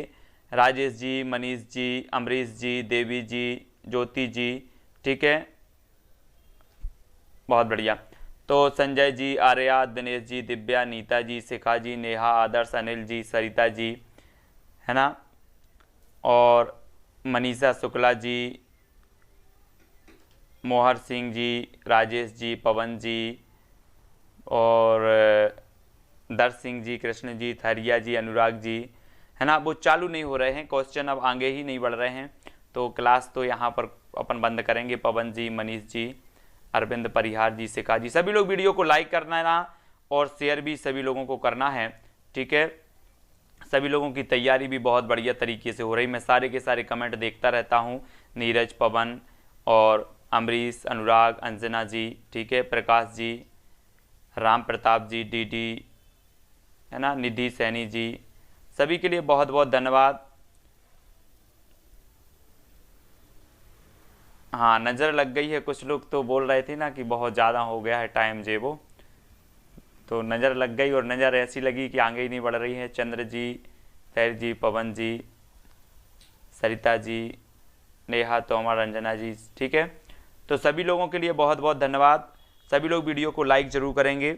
अपन 10 बजे एक क्लास रख लेंगे सेकंड भाषा हिंदी की, ठीक है, सेकंड भाषा हिंदी की क्लास रख लेंगे 10 बजे, आज रात को 10 बजे, ठीक है। जहाँ पर अपनी हिंदी की क्लास होती थी ना, वहाँ पर सेकंड भाषा हिंदी पढ़ लेंगे, ठीक है, जहाँ पर अपन शिक्षा शास्त्र के कुछ क्वेश्चन पढ़ेंगे और हिंदी के गद्यांश पद्यांश को पढ़ेंगे। तो रात्रि 10 बजे अपनी शिक्षा शास्त्र की, हिंदी शिक्षा शास्त्र और गद्यांश पद्यांश को लेकर के आएंगे। जो आपकी फर्स्ट भाषा हिंदी है, ठीक है, फर्स्ट भाषा हिंदी है, उसको लेकर के आएंगे नीता जी, पवन जी, मधुराज, आदर्श, नेहा, तोमर जी, शैलेश जी, सरिता, अंजना जी, दिनेश जी, सभी लोगों के लिए बहुत बहुत धन्यवाद। जिस प्रकार से आप लोग उत्तर दे रहे थे वो भी मुझे अच्छा लग रहा था, पवन जी, राम प्रताप, और इतना अच्छा अध्ययन आप लोगों का हो चुका है। जितने भी अपनी क्लास वाले हैं उनने बहुत कुछ पढ़ा है और पर्यावरण में इतना अच्छा ज्ञान और इतना हाई लेवल पर आप पहुंच गए हैं कि सरल सरल पढ़ते पढ़ते कठिन के उत्तर भी देने लगे और आगे बढ़ते जा रहे हैं सभी लोग। सरिता, शैलेश, सभी को धन्यवाद। आज की वीडियो के लिए बस इतना ही, है ना। तो टेलीग्राम ग्रुप से जिसको भी जुड़ना है वो टेलीग्राम ग्रुप से जुड़ जाएं। टेलीग्राम ग्रुप से जुड़ने के लिए जो है आपको क्या करना है, टेलीग्राम ऐप डाउनलोड करना है, उसमें सर्च करना है IAS स्टडी ट्रैक और ज्वाइन हो जाना है, ठीक है। जो भी साथी नहीं जुड़े हैं अभी तक टेलीग्राम में वो जुड़ जाएं। टेलीग्राम में मैं सारी की सारी PDF सेंड कर देता हूँ, ये भी PDF सेंड कर दूंगा टेलीग्राम में बना करके, ठीक है। तो सभी को धन्यवाद, आज के लिए बस इतना ही। जय हिंद।